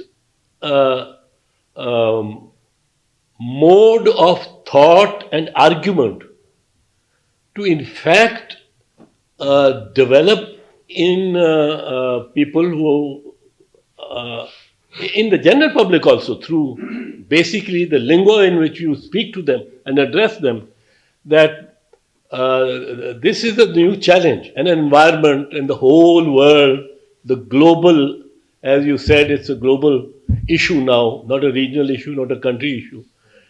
So it is Marx who enables the understanding of this stage that we have come to. And the action that we can take, and we ought to take, and we ought to pursue, is the action of making people understand and making governments revise their policies with taxes, a particular weapon and instrument with government. We have to devise what taxations would encourage what kind of an activity and what would discourage other kinds of activity. So we have a rack of things to do. We start determining from the nitty-gritty what advertisements are superfluous. They should be taxed more. If we have this criteria in mind, that we had to bring down the need and the creation of the need, which impels production. And I think we can work on this.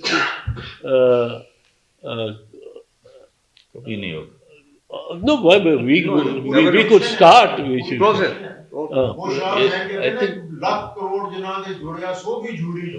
ये इसी को मैं जो फितरत कह रहा हूँ ना इंसान One of the fundamental, I think, issue which Marx made is to define who are we. Thanks for an excellent, and thanks to us for an excellent pressing. Acha. What he said. Thank you. Okay, The takeaway. You know, just in support of Chaudhary, it is ours a very thoughtful remark. मैं तो तेरी गल नहीं I करूँगा. know, but you know, there is a very interesting quote I once read from Marx. Oh, Veer ji. Thank you. Very nice. Thank you, sir. Thank you so much. Sir ये जरा गौर करें. Thank you for taking notes, and Nago will be available to come and talk to us. You got 6 minutes there. That's more than what I have. All around you. वो सारी दुनिया और वो सारी advertising world and the advertising industry and the advertising attitudes, where you could by attitude advertise something. उसको मैं मतलब है सारे जरिए बड़ा मुजरम समझना शुरू हुआ. एक चीज़ ऐसी करी सोची नहीं थी कि उस पर कंट्रोल होना चाहिए। सवाल मौलवी सोचता है, मौलवी कहता थी कुड़ी क्यों आ गई बगैर पर्दे बगैर दुपट्टे से होते रहे। Thanks for coming. नहीं एडवर्टाइजिंग को कुछ कंट्रोल और रेगुलेट किया जाए।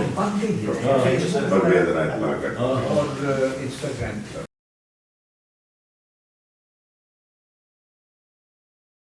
One way of looking at it, advertisement is that it's a structure of signs and symbols that, like any other language, are conveying both conscious messages to the conscious mind as well as some subliminal messages to the unconscious mind. And the design of the best advertisements is one that puts you into a world of fantasy where you suspend your disbelief. And you're willing to believe, for example, if you wear the fog aftershave lotion, FOGG, that girls are going to fall from the roof. So, you need to suspend your sense of skepticism. And that it does by hypnotizing you into dreams. So the good ads actually hypnotize you. And there's a whole science of semiotics that analyzes these things. Post-Marxian जो है ना sir, Marxian Freudians आए हैं, like Jacques Lacan and people like him, who discuss this in great detail. I'm giving a course of lectures on it, on semiotics and how they create a certain kind of attachment to commodities without your being aware of it. ये जो politics से आ गई और advertising, उससे बहुत अच्छी किताब veins Packard की है, बिल्कुल The Hidden Persuader वो आई सी 70s ਉਹਦੇ ਚ ਹੈ ਕਿ ਕਿਸ ਤਰ੍ਹਾਂ ਪ੍ਰੈਜ਼ੀਡੈਂਟ ਨੂੰ ਪੈਕੇਜ ਕਰਦਾ ਹੈ। हाँ बिल्कुल सही ਇੱਕ ਫਰਮ ਹੈ ਜਿਸ ਨੇ ਠੇਕਾ ਲੈ ਲਿਆ ਨਿਕਸਨ ਨੂੰ ਵੇਚਣ ਦਾ, ਦੂਸਰੀ ਫਰਮ ਨੇ ਕਿਸੇ ਹੋਰ ਨੂੰ ਵੇਚਣ ਦਾ ਠੇਕਾ ਲਿਆ। ਜਿਹੜਾ ਨਿਕਸਨ ਨੂੰ ਵੇਚ ਰਿਹਾ ਸੀ ਉਹਨੇ ਕਿਹਾ ਕਿ ਨਿਕਸਨ ਗੱਲਾਂ ਬੜੀਆਂ ਕਰਦਾ, he should talk, it's easier to sell a car than to sell President Nixon, क्योंकि बोलता है कि उन्होंने क्या कहते मिनिमम सिर्फ तेरे उसे दे देंगे एक स्पॉट 15 सेकंड या 20 सेकंड का तू बोलेगा, और असं लगा देंगे दो बड़े पॉपुलर प्रोग्राम होंगे ने अमरीका च ਉਹਦੇ दरमियान रात ਨੂੰ ਹੁੰਦੇ ਨੇ, ਤੇ ਇੱਕ ਪ੍ਰੋਗਰਾਮ ਸ਼ੁਰੂ ਹੋਏਗਾ ਤੇ ਬੰਦੇ ਕਹਿਣਗੇ ਜੀ ਇਹ ਹੁਣ ਕੀ ਇਹਨੂੰ ਬਦਲਣਾ, ਇਹ ਜਰਾ ਅਗਲਾ ਵੀ ਬਕ ਸੁਣ ਲਓ ਇਹਦੀ ਜੋ ਵੀ ਹੈ ਤੇ ਅੱਗੇ ਚੱਲ ਪੋ। ਇਸ ਤਰੀਕੇ ਨਾਲ ਉਹਨਾਂ ਨੇ ਸੈਲ ਕੀਤਾ ਨਿਕਸਨ ਨੂੰ, ਔਰ ਕੰਪਨੀ ਪਹਿਲੇ ਬਰੇਜ਼ੀਅਰ ਵੇਚਦੀ ਸੀ, ਫਿਰ ਉਹਨਾਂ ਨੇ ਨਿਕਸਨ ਨੂੰ ਸੈਲ ਕਰਨਾ ਸ਼ੁਰੂ ਕਰਤਾ। ਉਹਦੇ ਬਰਖਲਾਫ ਜਿਹੜੀ ਦੂਸਰਾ ਕੈਂਡੀਡੇਟ ਸੀ, ਉਹਦਾ ਨਾਮ ਮੈਂ ਭੁੱਲ ਰਿਹਾ ਸੀ, ਜਿਹਨੇ ਇਲੈਕਸ਼ਨ ਲੜਿਆ, ਉਹਨੂੰ ਸੈਲ ਕੀਤਾ ਇੱਕ ਕੰਪਨੀ ਨੇ ਜਿਹੜੇ ਪਹਿਲੇ ਸਟੀਲ ਵੇਚਦੀ ਸੀ। ਅੱਛਾ, ਇਹ ਜਿਹੜੀ ਕੰਪਨੀ ਸੀ ਨਿਕਸਨ ਨੂੰ ਵੇਚਣ ਵਾਲੀ, ਉਹਦੇ ਜਦੋਂ ਸਾਰਾ ਹੋ ਆ ਗਿਆ ਇਲੈਕਸ਼ਨ, ਉਹਦੇ ਪ੍ਰੈਜ਼ੀਡੈਂਟ ਦਾ ਜਾਂ CEO ਦਾ ਇੰਟਰਵਿਊ ਆਇਆ, ਤੇ ਕਿਸੇ ਨੇ ਪੁੱਛਿਆ ਕਿ ਇਹ ਤੂੰ ਦੱਸ ਪਹਿਲੇ ਕਿੰਨੇ ਤੂੰ ਕੈਂਡੀਡੇਟ ਵੇਚੇ ਨੇ? ਉਹਨੇ ਕਿਹਾ 15, ਕੁਝ ਪ੍ਰੈਜ਼ੀਡੈਂਸ਼ੀਅਲ, ਕੁਝ ਗਵਰਨਰ ਦੇ ਇਲੈਕਸ਼ਨਸ ਅਮਰੀਕਾ ਦੇ ਅੰਦਰ, ਇਹ ਬਵੇ। ਉਹਨੂੰ ਕਿਹਾ ਕਿ ਕਿੰਨੇ ਜਿੱਤੇ ਸਨ ਤੂੰ ਉਹਦੇ 'ਚ? ਉਹਨੇ ਕਿਹਾ ਮੈਂ 13 ਜਿੱਤੇ ਸਨ। ਉਹਨੇ ਕਿਹਾ ਕਿ ਤੂੰ ਆਪੋਜ਼ਿਟ ਲੈ ਲੈਂਦਾ ਤੇ ਫਿਰ ਕਿਤੇ ਜਿੱਦਾਂ ਕਹਿੰਦਾ ਮੈਂ ਫਿਰ 13 ਜਿੱਤ ਲੈਣੇ ਸਨ, ਕਿਉਂਕਿ ਕੈਂਡੀਡੇਟ ਦੀ ਮੈਟਰ ਨਹੀਂ ਕਰਦਾ, it's the way you package ਹਿਮ। ਮੈਂ ਇਹ ਚੀਜ਼ ਨੂੰ ਦੱਸਾਂ ਜਿਹੜਾ ਤੁਸੀਂ ਨਾ ਬੋਲਣਾ ਦੱਸਿਆ ਨਾ, ਇਹ ਫੈਕਟ ਇਨ ਮਾਈ ਲਾਈਫ, ਜਿਹੜਾ ਨਾ ਬੋਲਣਾ ਤੁਸੀਂ ਦਿੱਤਾ ਨਾ ਕਿ ਨਿਕਸਨ ਨੂੰ ਨਾ ਕਿਹਾ 9 ਮਾਰਚ ਨੂੰ 2007 ਨੂੰ ਇਫਤਖਾਰ ਚੌਧਰੀ ਗ੍ਰਿਫਤਾਰ ਹੋਇਆ। 13 ਮਾਰਚ ਦੀ ਪਹਿਲੀ ਪੇਸ਼ੀ ਸੀ ਇਨ ਦੀ ਸੁਪਰੀਮ ਜੁਡੀਸ਼ੀਅਲ ਕਾਉਂਸਲ, ਔਰ ਫਿਰ ਰੌਲਾ ਸ਼ਾਲਾ ਦੀ ਗਰਦਨ ਮਰੋੜੀ ਗਈ। Finally, he got to the Supreme Court after about 2 hours. ਉਹ ਵੀ ਅੰਗਰੇਜ਼ੀ ਡਿਪਾਰਟਮੈਂਟ ਦਾ ਸੀ, SP ਜਿਹੜੇ ਗਰਦਨ ਮਰੋੜ ਨੂੰ ਮੌਕਾ ਦੇ ਧੁੱਕੇ ਮਾਰ ਰਹੇ ਸੀ। ਮੈਨੂੰ ਉਹਦਾ ਪੈਗਾਮ ਆਇਆ ਸੀ ਕਿ ਉੱਥੇ ਮਿਲ। So I went inside the Supreme Court ਔਰ ਮਿਲੇ, ਤੇ ਉਹਦੇ ਵਾਸਤੇ ਚੀਫ ਜਸਟਿਸ ਵਾਸਤੇ ਕੋਈ ਚਪੜਾਸੀ ਜਿਹੜਾ ਜੱਜ ਦੇ ਬਾਹਰ ਬੈਠਾ ਹੁੰਦਾ ਹੈ, ਉਹ ਕੁਰਸੀ ਤੱਕ ਦੇਣ ਨੂੰ ਤਿਆਰ ਨਹੀਂ ਸੀ, ਕੋਈ ਕੁਰਸੀ ਤੱਕ ਦੇਣ ਨੂੰ।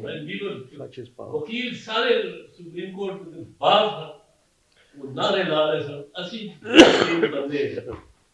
ਫਿਰ ਇਹਨੇ ਕਿਹਾ, ਕਾਰਲ ਚੌਧਰੀ ਨੇ ਕਿਹਾ ਕਿ ਚੱਲ ਕੇ ਡਿਸਪੈਂਸਰੀ ਬੈਠਨੇ ਆ, ਉੱਥੇ ਤੇ ਕੋਈ ਨਹੀਂ ਰੋਕ ਸਕਦਾ, ਬਲੱਡ ਪ੍ਰੈਸ਼ਰ ਹੋਤਾ ਹੈ।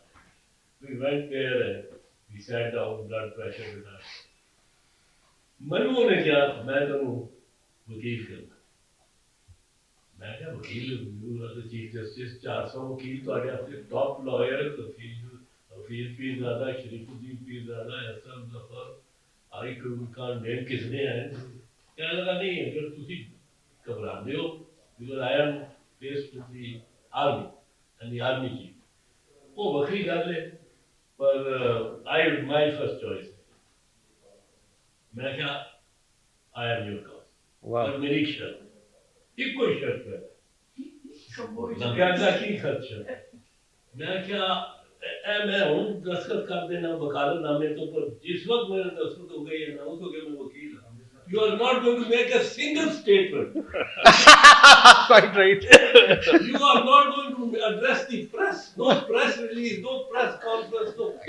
The counsel is advising this. The client. मैं तो हामिद मीर हूँ और काशिफ अब्बासी हूँ क्या क्या आया कि मैं आके इंटरव्यू कर रहा था थोड़े दादा निकल गए मैं कहा नो कैंसर फिर मैं वकील हूँ 2 साल मूवमेंट चली मार्च 2007 टू मार्च 2009 एक बयान ਤੁਸੀਂ इफ्तिखार मोहम्मद चौधरी ਦਾ Excellent. ਉਹ ਨਾਲ ਬੈਠਾ ਹੁੰਦਾ ਸੀ And their silence built him up. Media ਉਹਦੇ ਲਾਉਂਦਾ ਸੀ ਜੋ ਕਹਿੰਦਾ ਸੀ ਇਹ ਸਾਰਾ ਇਨਕਲਾਬ ਐਸੇ ਬਾਤ ਕरेंगे मीडिया सरकार ਦੇ ਆਸ-ਪਾਸ बड़ा सियाना सी वो not a word नहीं एतजाज एडवाइस है एतजाज ने क्या तू बोलना डिक्शनरी Quite right. अच्छा ਤੁਸੀਂ ਕੀ ਕਹਾ मैं मियां साहब कहने लगा सी चौधरी साहब ने कहा ना कि ਇਹ ਜਿਹੜੀ ਪਹਿਲੇ ਵਕਤਾਂ people produced enough at the village level and production was for consumption ਤੇ ਇੱਥੇ ਜਿਹੜੀ ਉਹ consumption ਵੱਧਦੀ ਜਾ ਰਹੀ ਹੈ because the capitalist system wants to produce more and more again you know Marx's prescience this is Brundari say which is a collection of his papers and ideas which was written just before volume 1 so it's part of the so called matured Marx period ਉਹਦੇ ਜੋ ਕਹਿ ਰਿਹਾ ਹੈ ਕਿ the ancient conception in which man always appears as the aim of production seems very much more exalted than the modern world in which production is the aim of man and wealth the aim of production. Said it very simple terms. ऐसा नहीं है इन्हीं stray observation है अपना cross में रुक जाता है बंदा फिर मैं सोचता था कि ऐसे पंच सब्जेक्ट में पढ़ very well and this is 19th century की बात हो रही है उसको तो चक्कर ही नहीं था ये एडवर्टाइजमेंट शाह जी फिर पढ़ो जरा वो कहते हैं the ancient conception in which man always appears as the aim of production seems very much more exalted than the modern world in which production is the aim of man and wealth the aim of production. Then he goes on to say something very subtle which is to do with volume 1 mein usne elaborate kiya which is basically the irony or the dialectic that at the very moment what the capitalism does is that it unleashes the forces of production. That for the first time it has created conditions where human beings don't have to starve or be deprived of material conditions जो कि पहले problem सी nature ना. Now there's enough. But at this very moment two things are happening. One is that the very worker who produces wealth is enslaved by capital ਉਹਦੀ alienation है और दूसरा है कि वो जो production हो रही है that is continuous it arises out of the imperative not of need in any real sense but out of expanding capital ਕਹਿੰਦਾ ਇਹ irony ਹੈ ਸਿਸਟਮ ਦੀ ਤੇ ਅੱਗੇ ਫਿਰ ਉਹਨੇ ਜਾ ਕੇ ਕਿਹਾ ਇਸ ਚੀਜ਼ ਨੂੰ ਕਿ in fact however but it's a splendid passage. In fact, however, when the narrow bourgeois form has been peeled away, what is wealth if not the universality of needs, capacities, enjoyments, productive powers, etc. of individuals? What if not the full development of human control over the forces of nature, those of his own nature as well as those of so-called nature? What if not the absolute elaboration of creative dispositions without any preconditions other than antecedent historical evolution, which makes the totality of this evolution, that is, the evolution of human powers as such, unmeasured by any previously established yardstick, an end in itself. What is this, if not a situation where man does not reproduce himself in any determined form but produces his totality, where he does not seek to remain something formed by the past but is in the absolute movement of becoming? So, the potential of human beings to become human has been cut down in mid stride by the relations of production, by the organization of production, and by this mode of production. कैसा यार उन्हें poetic तरीके से गल की. Just one little thing I wanted to, this is something he said even before the Communist Manifesto. Right. So this is the less mature Marx. Right. But he says in, I think this was either a speech or a letter he wrote to the Northern Star, October 47. He says social reforms are never carried out by the weakness of the strong, but always by the strength of the weak. By the strength of the weak, absolutely. Great. They determine the agenda. ऐसे अगर तुसी मुकाबला करना है ना, Strength of the weak. We make the weak strong. weak strong करना पड़ेगा. फिर पहले हम जिस तरह एंड ऑफ जून ने मैंने बेटिंग किया किया कि इंटेलेक्चुअली ਅਸੀਂ ਜਿੱਤ ਗਏ ਹਾਂ ਕਿਉਂਕਿ ਸਾਡੇ ਨਾਲ ਮੁਕਾਬਲਾ ਉਹ ਨਹੀਂ ਕੋਈ no right winger can come and say ਕਿ ਤੁਸੀਂ ਗਲਤ ਗੱਲ ਕਰ ਰਹੇ ਉਹ ਚੁੱਪ ਕੀਤੇ ਰਹਿੰਦੇ ਨੇ but the state of denial in the capitalist world is कि global warming forming every तमाशा है. ट्रम्प भी कहता है. What criticism or do you have of Piketty? Sir, मेरा Piketty is my only concern. मैं पहली बुक दी मैं गल कर ला. ਉਹਦੇ प्रॉब्लम है कि he produces, as I said, admirable evidence to counter the mainstream economic view that the market system over time reduces inequality. He shows that inequality has been increasing over the last 200 years at the systemic level. And there's nothing in the market forces that would tend to reduce it. ਉਹ ਦੋ ਚੀਜ਼ਾਂ evidence ਦਿੰਦਾ ਹੈ. बड़ा अच्छी argument है कि historically the rate of return on capital has been around 5 to 6%, which has been higher than the rate of growth of per capita incomes, which is 2% in the Western world. As was the share of capital increases over time. As to again, he does not explore the structural basis of the system, its design features, which are clearly present in Marx. And he could at least have referred to them. कि भाई एक बंदा कह चुका है गल, I have an explanation for why this poverty is occurring and it is of a systemic nature. उन्हें उधर गया ही नहीं. उन्हें फिगर्स दे देती हैं और उन्हें क्या जी गवर्नमेंट का एक्शन रिक्वायर्ड है, रिफॉर्म, गवर्नमेंट रिफॉर्म करे, प्रॉपर्टी टैक्स जड़ा ना इनहेरिटेंस टैक्स ला दे. अच्छा शाह जी ये एक एक्नॉलेजमेंट होती एक सी कि the time when Marx was writing, right, such elaborate and accurate figures and were not available. Were not available. That he did. लेकिन शाह जी एक गल Piketty the, doesn't Piketty foresee कि अगर ये चीज़ां इस सिस्टम ਨੂੰ ठीक करने से ना होईयां, then Marxist जो कहता nightmare या जो भी आपसे इस्तेमाल करता है, it will be a reality. वो तो that he entertains. That obviously, you know, if inequality reaches a certain point, you'll have insurrection. Yeah. What form it takes, we don't know. But there is going to. Professor साहब हम देखेंगे लाजिम है कि हम भी देखेंगे. एक दिन आएगा. उसके मतलब पोस्ट dinner मैं एक चीज तो बताते हैं LLF पे मैं इंटरनेशनल बजवा देता था चला था and LF in my session which was on हम देखेंगे.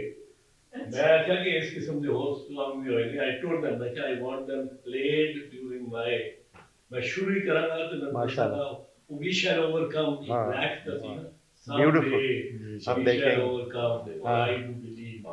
तो दूसरा फिर international. Your role was so inspiring. I tell you, Shahid ji, you're the only politician in Pakistan or anywhere else in the world, for whom I lay down on the Mall Road along with my son in protest. यार गंदी सड़क पे लेटा in protest. Chaudhary का वो हमने उठाया हुआ वो तस्वीर इसका रहा करो Chaudhary. He was just picked up from his house and put into. पहले घर में उसको बेचारे को रखा, हाउस अरेस्ट, चलो उधर फिर भी मिल लेते थे हम लोग, उसके बाद वो जेल में ले गए. अच्छा, मेरा जो थोड़ा जो होपफुल एक नजरिया है ना वो ये भी, इट मे नॉट और मे वर्क और may not work, but I am now old enough, वो जिस तरह होता है ना लास्ट 5 ओवर रह गए होंगे तो कुछ 70 रन कर दिया दोस्त, वो बच्चों अगर 40 भी नहीं 40 रहे. वो ये वे कि you see now the old industrial working class नहीं रही ना, right, anything you utter a word or you do something it goes through a computer. Correct. ਕੰਪਿਊਟਰਾਂ ਨੂੰ ਹੈਕ ਕਰਨ ਵਾਲੇ ਜਿਹੜੇ ਲੋਕ ਨੇ, they are your new resistance army. अच्छा, They have got new. resistance army, French resistance. Very. Every day in the UK system down हुआ होता है, कोई कैश नहीं चेक करवा सकते, कोई किसी ने कोई चाबी उल्टी दबा, you know when they sack someone from IT उस ਵੇਲੇ ਵੀ ਬਾਂਹ ਫੜਦੇ ਨੇ ਉਹਨੂੰ ਬਾਹਰ ਦਫ਼ਤਰ ਦੇ ਲੈ ਜਾਂਦੇ ਨੇ ਤਾਂ ਕਿ ਉਹ ਜਾਂਦਾ बेड़ा गर्क ना ਬੇੜਾ करे. ਗਰਕ ਨਾ करे. Quite right. You never know These what are your, these are guerrilla tactics, you say. Gorilla. You didn't know what समझ आई. Gorilla tactics. The more you are dependent on technology, the more you have made yourself vulnerable to these guerrilla tactics. Quite right. Absolutely right. ਲੇਕਿਨ ਇਹਦੇ ਬਾਵਜੂਦ ਹੀ ਉਹ working class ਨਹੀਂ ਰਹੀ ਜਿਹੜੀ marks ਦੇ ਜ਼ਮਾਨੇ ਸੀ, ਲੇਕਿਨ ਹੁਣ ਨਵੀਆਂ ਫੋਰਸਸ ਜਿਹੜੀਆਂ ਜਨਰੇਟ ਹੋ ਗਈਆਂ ਨੇ, ਹੁਣ ਮੈਂ ਮਤਲਬ ਹੈ ਕਿ ਇਹ ਸਾਰੀ ਨਈ ਮਿਡਲ ਕਲਾਸ ਜਿਹੜੀ ਪੈਦਾ ਹੋਈ ਹੈ, ਜਿਹੜੀ ਪਹਿਲੇ ਨਹੀਂ ਸੀ ਹੁੰਦੀ. ਪਹਿਲੇ ਅਸੀਂ ਮਿਡਲ ਕਲਾਸ ਕਹਿੰਦੇ ਸੀ ਜੀ ਇਹ ਜਿਹੜੀ ਲੈਫਟ ਨਾਲ ਵੀ ਆ ਜਾਂਦੇ ਨੇ, ਉਹ ਵਕੀਲ ਹੁੰਦੇ ਸਨ, ਛੋਟੇ ਮੋਟੇ ਤਾਜਰ ਹੁੰਦੇ ਸਨ, ਛੋਟਾ. ਹੁਣ ਜਿਹੜੀ ਐਡੀ ਵੱਡੀ ਵਰਕਿੰਗ ਕਲਾਸ ਪੈਦਾ ਹੋ ਗਈ ਹੈ, ਤੁਸੀਂ ਸਿਰਫ ਅੰਦਾਜ਼ਾ ਕਰੋ ਜਿਹੜੀਆਂ ਕਾਲੋਨੀਜ਼ ਲਾਹੌਰ 'ਚ ਬਣੀਆਂ ਨੇ ਉਹਨਾਂ ਨੂੰ, ਜਿਨ੍ਹਾਂ 'ਚ ਇੱਕ ਨਾਲ ਤੋਂ ਔਨਵਰਡਸ ਲੋਕਾਂ ਦੇ ਕੋਲ ਪ੍ਰਾਪਰਟੀ ਹੈ, ਹਰ ਘਰ 3-3 4-4 ਗੱਡੀਆਂ ਰੱਖੀਆਂ ਨੇ. ਇਹ ਨਵੀਂ ਮਿਡਲ ਕਲਾਸ ਹੈ ਜੀ. ਇਹਦੇ ਵੀ ਬੜੇ ਪ੍ਰੋਬਲਮਸ ਨੇ. ਕੋਈ ਕਹਿੰਦਾ ਮੈਰਿਟ ਨਹੀਂ ਹੈਗਾ ਇਹਦੇ 'ਚ, ਕੋਈ ਕਹਿੰਦਾ ਸਿਸਟਮ ਜਿਹੜਾ ਹੈਗਾ ਇਹ 'ਤੇ ਇਨਸਾਫ ਨਹੀਂ ਹੈਗਾ. ਇਹ ਸਾਰੀ ਜਿਹੜੀ ਹੈ ਅਨਫੋਰਚੂਨੇਟਲੀ ਯੂਥ ਜਿਹੜੀ ਹੈ ਸਾਰੀ ਦੀ ਸਾਰੀ, ਅਨਫੋਰਚੂਨੇਟਲੀ ਇਹ ਸਾਡੀ ਗਲਤੀਆਂ ਜੋ ਵੀ ਨੇ, ਇਟ ਵੈਂਟ ਵਿਦ ਇਮਰਾਨ ਖਾਨ, ਜਿਹਨੇ ਕਿਹਾ ਕਿ ਇਹ ਹੋਗਾ ਇਹ ਹੋਗਾ ਇਹ ਹੋਗਾ. ਮੈਨੂੰ ਇਹਦਾ ਨਹੀਂ ਸੀ ਅੰਦਾਜ਼ਾ. ਜਿਸ ਦਿਨ ਲਾਹੌਰ ਕੀਤਾ ਸੀ ਜਲਸਾ ਇਮਰਾਨ ਖਾਨ ਨੇ, ਪਹਿਲਾ ਵੱਡਾ ਜਲਸਾ, ਤੇ ਮੈਂ ਤੇ ਮੇਰਾ ਇੱਕ ਛੋਟਾ ਭਰਾ ਤਹਿਸੀਨ, ਉਹਨੂੰ ਮੈਂ ਕਿਹਾ ਚੱਲ ਯਾਰ ਚੱਲ ਕੇ ਦੇਖੀਏ. ਅਸੀਂ ਨਿਕਲੇ ਤੇ ਫਿਰੋਜ਼ਪੁਰ ਰੋਡ ਵਾਲੇ ਚੱਲੇ ਤੇ ਫਿਰੋਜ਼ਪੁਰ ਰੋਡ ਬੰਦ ਸੀ ਸਾਰੀ, ਕਿਉਂਕਿ ਪਿੱਛੇ ਜਿਹੜੀਆਂ 20-25 ਨਵੀਆਂ ਆਬਾਦੀਆਂ ਬਣੀਆਂ ਨੇ, ਕਿਧਰੇ ਫਲਾਨੀ ਕਾਲੋਨੀ ਤੇ ਕਿਧਰੇ ਬਾਪਡਾ ਕਾਲੋਨੀ ਤੇ ਕਿਧਰੇ ਫਲਾਨੀ ਕਾਲੋਨੀ, ਉੱਥੋਂ ਲੋਕ ਗੱਡੀਆਂ ਹੀ ਗੱਡੀਆਂ ਆ ਰਹੀਆਂ ਸਨ. ਫਿਰ ਅਸੀਂ ਕਿਹਾ ਦੂਜੇ ਪਾਸੇ ਚੱਲਦੇ ਹਾਂ, ਇਹ ਰੇਲਵੇ ਵਾਲੇ ਹੁੰਦੇ ਚੱਲਦੇ ਹਾਂ, ਰੇਲਵੇ ਕਾਲਜ 'ਚੋਂ ਵੇਖ ਕੇ ਤੇ ਸ਼ਹਿਰ ਦੇ ਅੰਦਰ ਜਾ ਕੇ ਚਲੇ ਜਾਗੇ. ਉਧਰ ਉਹਦਾ ਕੋਈ ਅਤਾ ਪਤਾ ਨਹੀਂ ਸੀਗਾ, ਹੈ ਹੀ ਨਹੀਂ ਸੀ ਇਮਰਾਨ ਖਾਨ, ਨਾ ਰੇਲਵੇ ਕਾਲੋਨੀ ਨਾ ਅੰਦਰ. ਫਿਰ ਅਜ਼ਰੂ ਦੇ ਸ਼ਹਿਰ ਚਲੇ ਜਾਓ, ਉੱਥੇ ਵੀ ਕੋਈ ਨਹੀਂ ਸੀ. ਜਦੋਂ ਅਸੀਂ ਉੱਥੇ ਜਾ ਕੇ ਵੇਖਿਆ ਜਲਸਾ ਗਾਹ 'ਚ, ਤੇ ਜਿਹੜੀਆਂ ਵੱਡੇ ਉੱਥੇ ਹਨ ਨਾ ਬਣੇ 3-4 ਪਾਰਕਿੰਗ ਲੋਟਸ ਬਿਲਕੁਲ ਭਰੀਆਂ ਹੋਈਆਂ ਸਨ ਗੱਡੀਆਂ ਨਾਲ. ਬੁੱਢੇ ਬੰਦੇ ਉਤਰ ਰਹੇ ਨੇ, ਨਾਲ ਉਹਨਾਂ ਦਾ ਬੇਟਾ ਹੈ, ਬਹੂ ਹੈ, ਬੱਚੀ ਹੈ, ਉਹ ਸਾਰੇ ਜਾ ਰਹੇ ਸਨ. ਮੈਰਿਟ ਪਤਾ ਨਹੀਂ ਕੀ. ਇਹ ਕਲਾਸ ਹੈ ਜਿਹੜੀ ਸਾਡੇ ਹੱਥੋਂ ਨਿਕਲ ਗਈ, ਨਹੀਂ ਸੀ ਨਿਕਲਣੀ ਚਾਹੀਦੀ. We should have been able to guide. ਉਹ ਇਸ ਸਕੂਲ ਤੁਰ ਗਈ. ਮੈਂ ਮੇਰੇ ਭਤੀਜੇ ਭਾਣਜੇ ਦੇ ਜਿਹੜੇ ਸਾਰੇ ਪੜ੍ਹ ਰਹੇ ਸਨ ਉਸ ਵੇਲੇ ਇਹਨਾਂ ਸਕੂਲਾਂ ਜਿਹੜੇ ਹਨ ਮਾਡਰਨ ਸਕੂਲ, ਉਹ ਬਿਲਕੁਲ ਨਾਨ ਪੋਲੀਟੀਕਲ ਸਨ ਟੋਟਲੀ. ਕਦੀ ਉਹਨਾਂ ਸ਼ਾਇਦ ਇਹ ਜਦੋਂ ਆਇਆ ਉਹ ਮੋਬਲਾਈਜ਼ ਹੋ ਗਏ, ਉਹ ਬੰਦੂਕਾਂ ਲੈ ਕੇ ਸਾਡੇ ਮਗਰ ਪੈ ਗਏ ਕਿ ਚਲੋ ਵੋਟ ਪਾ ਰਹੇ, ਉਹਨੂੰ ਪਾ ਰਿਹਾ, ਕਿਸੇ ਹੋਰ ਨੂੰ ਪਾਰੋਗੇ, ਮਾਰਾਂਗੇ ਅਸੀਂ ਤੁਹਾਨੂੰ. Situation totally depoliticized children became politicized. That was an experience. ਮੈਂ ਸੋਚਦਾ ਸੀ ਕਿ ਇਹ ਸਾਡੇ ਜੇਕਰ ਹਿੰਮਤ ਹੁੰਦੀ ਔਰ ਅਸੀਂ ਇਹਨੂੰ ਗਾਈਡ ਕਰ ਸਕਦੇ ਤੇ ਦੁਨੀਆ ਸ਼ਾਇਦ ਪਾਕਿਸਤਾਨ ਵਿੱਚ ਹੋਰ ਤਰ੍ਹਾਂ ਦੀ ਹੋਣੀ ਸ਼ੁਰੂ ਹੋ ਜਾਂਦੀ. ਸੋ ਵਰਕਿੰਗ ਕਲਾਸ ਤਾਂ ਨਹੀਂ ਹੈ ਪੁਰਾਣੀ, ਲੇਕਿਨ ਹੋਰ ਬੇਸ਼ੁਮਾਰ ਛੋਟੀਆਂ ਸਪਰਤਾਂ ਪੈਦਾ ਹੋ ਗਈਆਂ ਨੇ ਜਿਹੜੀਆਂ ਪਰਤਾਂ ਜਿਹੜੀਆਂ ਨੇ ਉਹਨਾਂ ਦੇ ਪ੍ਰੋਬਲਮਸ ਨੇ, ਜਿਹੜਾ ਸਿਸਟਮ ਹੱਲ ਨਹੀਂ ਕਰ ਸਕਦਾ। 6-8 ਦੇਖੋ ਜੀ, ਸਾਡੇ ਵੇਲੇ ਇੱਕ ਯੂਨੀਵਰਸਿਟੀ ਸੀ, ਉਹਦੇ ਵਿੱਚ 6000 ਸਟੂਡੈਂਟ ਸੀ, ਔਸਮ 6-7 ਹਜ਼ਾਰ। ਹੁਣ ਕੋਈ 8 ਯੂਨੀਵਰਸਿਟੀ ਨੇ ਇੱਕ ਲੱਖ ਸਵਾ ਲੱਖ ਹੁੰਦਾ ਹੈਗਾ। ਅੱਛਾ, ਇਹਦੀ ਮੈਂ ਵਜ੍ਹਾ ਦੱਸਦਾ ਜੀ, ਪੀਪਲਸ ਪਾਰਟੀ ਦਾ ਜਿਹੜਾ ਸਟੂਡੈਂਟ ਵਿੰਗ ਸੀ ਨਾ, ਉਹਦਾ ਜਿਹੜਾ ਇੰਚਾਰਜ ਸੀ ਉਹ ਦਾਦਾ ਸੀ। मैं रो के विंगा ने party fly through their wing, student में काम करोगे स्टूडेंट विंग करेगा, औरतों में औरत विंग करेगा। एलानिया जो है, एलानिया से तो नहीं मोबिलाइजेशन होती, you have to go and work specific, जैसे लेबर यूनियन में। तो ये जनाब हाल था, तो स्टूडेंट तो जाने ही जाने। ਹੁਣ ਅੱਗੇ ਮੈਂ ਤੁਹਾਨੂੰ ਦੱਸਦਾ, एक्चुअली ਹੁਣ most of them are getting fed up with Imran Khan, most of them। ਕੁਛ ਨੂੰ ਥੋੜ੍ਹਾ 5% 10% ਜਿਹਨਾਂ ਨੂੰ ਅੱਜ ਵੀ ਉਮੀਦ ਹੈ ਕਿ ਸ਼ਾਇਦ 5 ਸਾਲ ਪੂਰੇ ਕਰਨ, but most of them are getting fed up. This is the time to win them over. ਕੋਈ ਪੋਲੀਟੀਕਲ ਪਾਰਟੀ ਨਿਕਲੇ ਉਹਨਾਂ ਨੂੰ ਵਿਨ ਓਵਰ ਕਰੇ, ਲੇਕਿਨ ਉਹ ਪੋਲੀਟੀਕਲ ਪਾਰਟੀਜ਼ ਦਾ ਜਿਹੜਾ ਹੈਗਾ ਉਹ ਪੋਲੀਟੀਕਲ ਪ੍ਰੋਸੈਸ ਦੇ ਬਾਰੇ ਚ ਆਈ ਹੈਵ ਸਮ ਡਾਊਟਸ, ਕਿਉਂਕਿ the turnouts in all western elections are coming down. People don't bother to vote. But here people bother to vote. ਇੱਥੇ ਤੇ people bother to vote. ਉਹ people ਜਿਹੜੇ ਬਿਲਕੁਲ ਬੜੇ ਸਨ, they voted। ਹਾਂ, ਇੱਥੇ ਤੇ ਬੜੀ ਦੁਨੀਆ ਨਿਕਲੀ ਆ ਤੇ ਪਾਕਿਸਤਾਨ ਦਾ ਉਹ ਟਾਈਗਰਸ ਬਣ ਗਏ ਜੀ, ਅਸੀਂ ਟਾਈਗਰਸ ਹੈਗੇ ਜਾਂ ਪਤਾ ਨਹੀਂ ਕੀ ਗਏ ਉਹਦੇ, ਉਹ ਖਾਸ ਉਹਨਾਂ ਦੇ ਵਰਡ ਇਮਰਾਨ ਖਾਨ ਦੇ ਟਾਈਗਰ ਜਾਂ ਇਮਰਾਨ ਖਾਨ ਦੇ ਖੁਦਾ ਜਾਨੇ ਕੀ। ਲੋਕਾਂ ਨੇ ਕਾਫੀ ਐਫਰਟਸ ਕੀਤੀਆਂ to become a voter.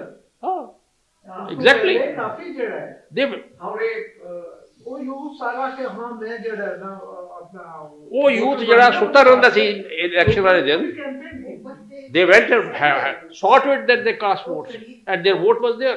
it needs money for them ਜਿੱਥੇ ਵੀ ਗਿਆ ਲੇਕਿਨ ਲੋਕਾਂ ਨੇ vote. I think just a hypothesis again, that in people's mind there's a correlation between capitalism and democracy.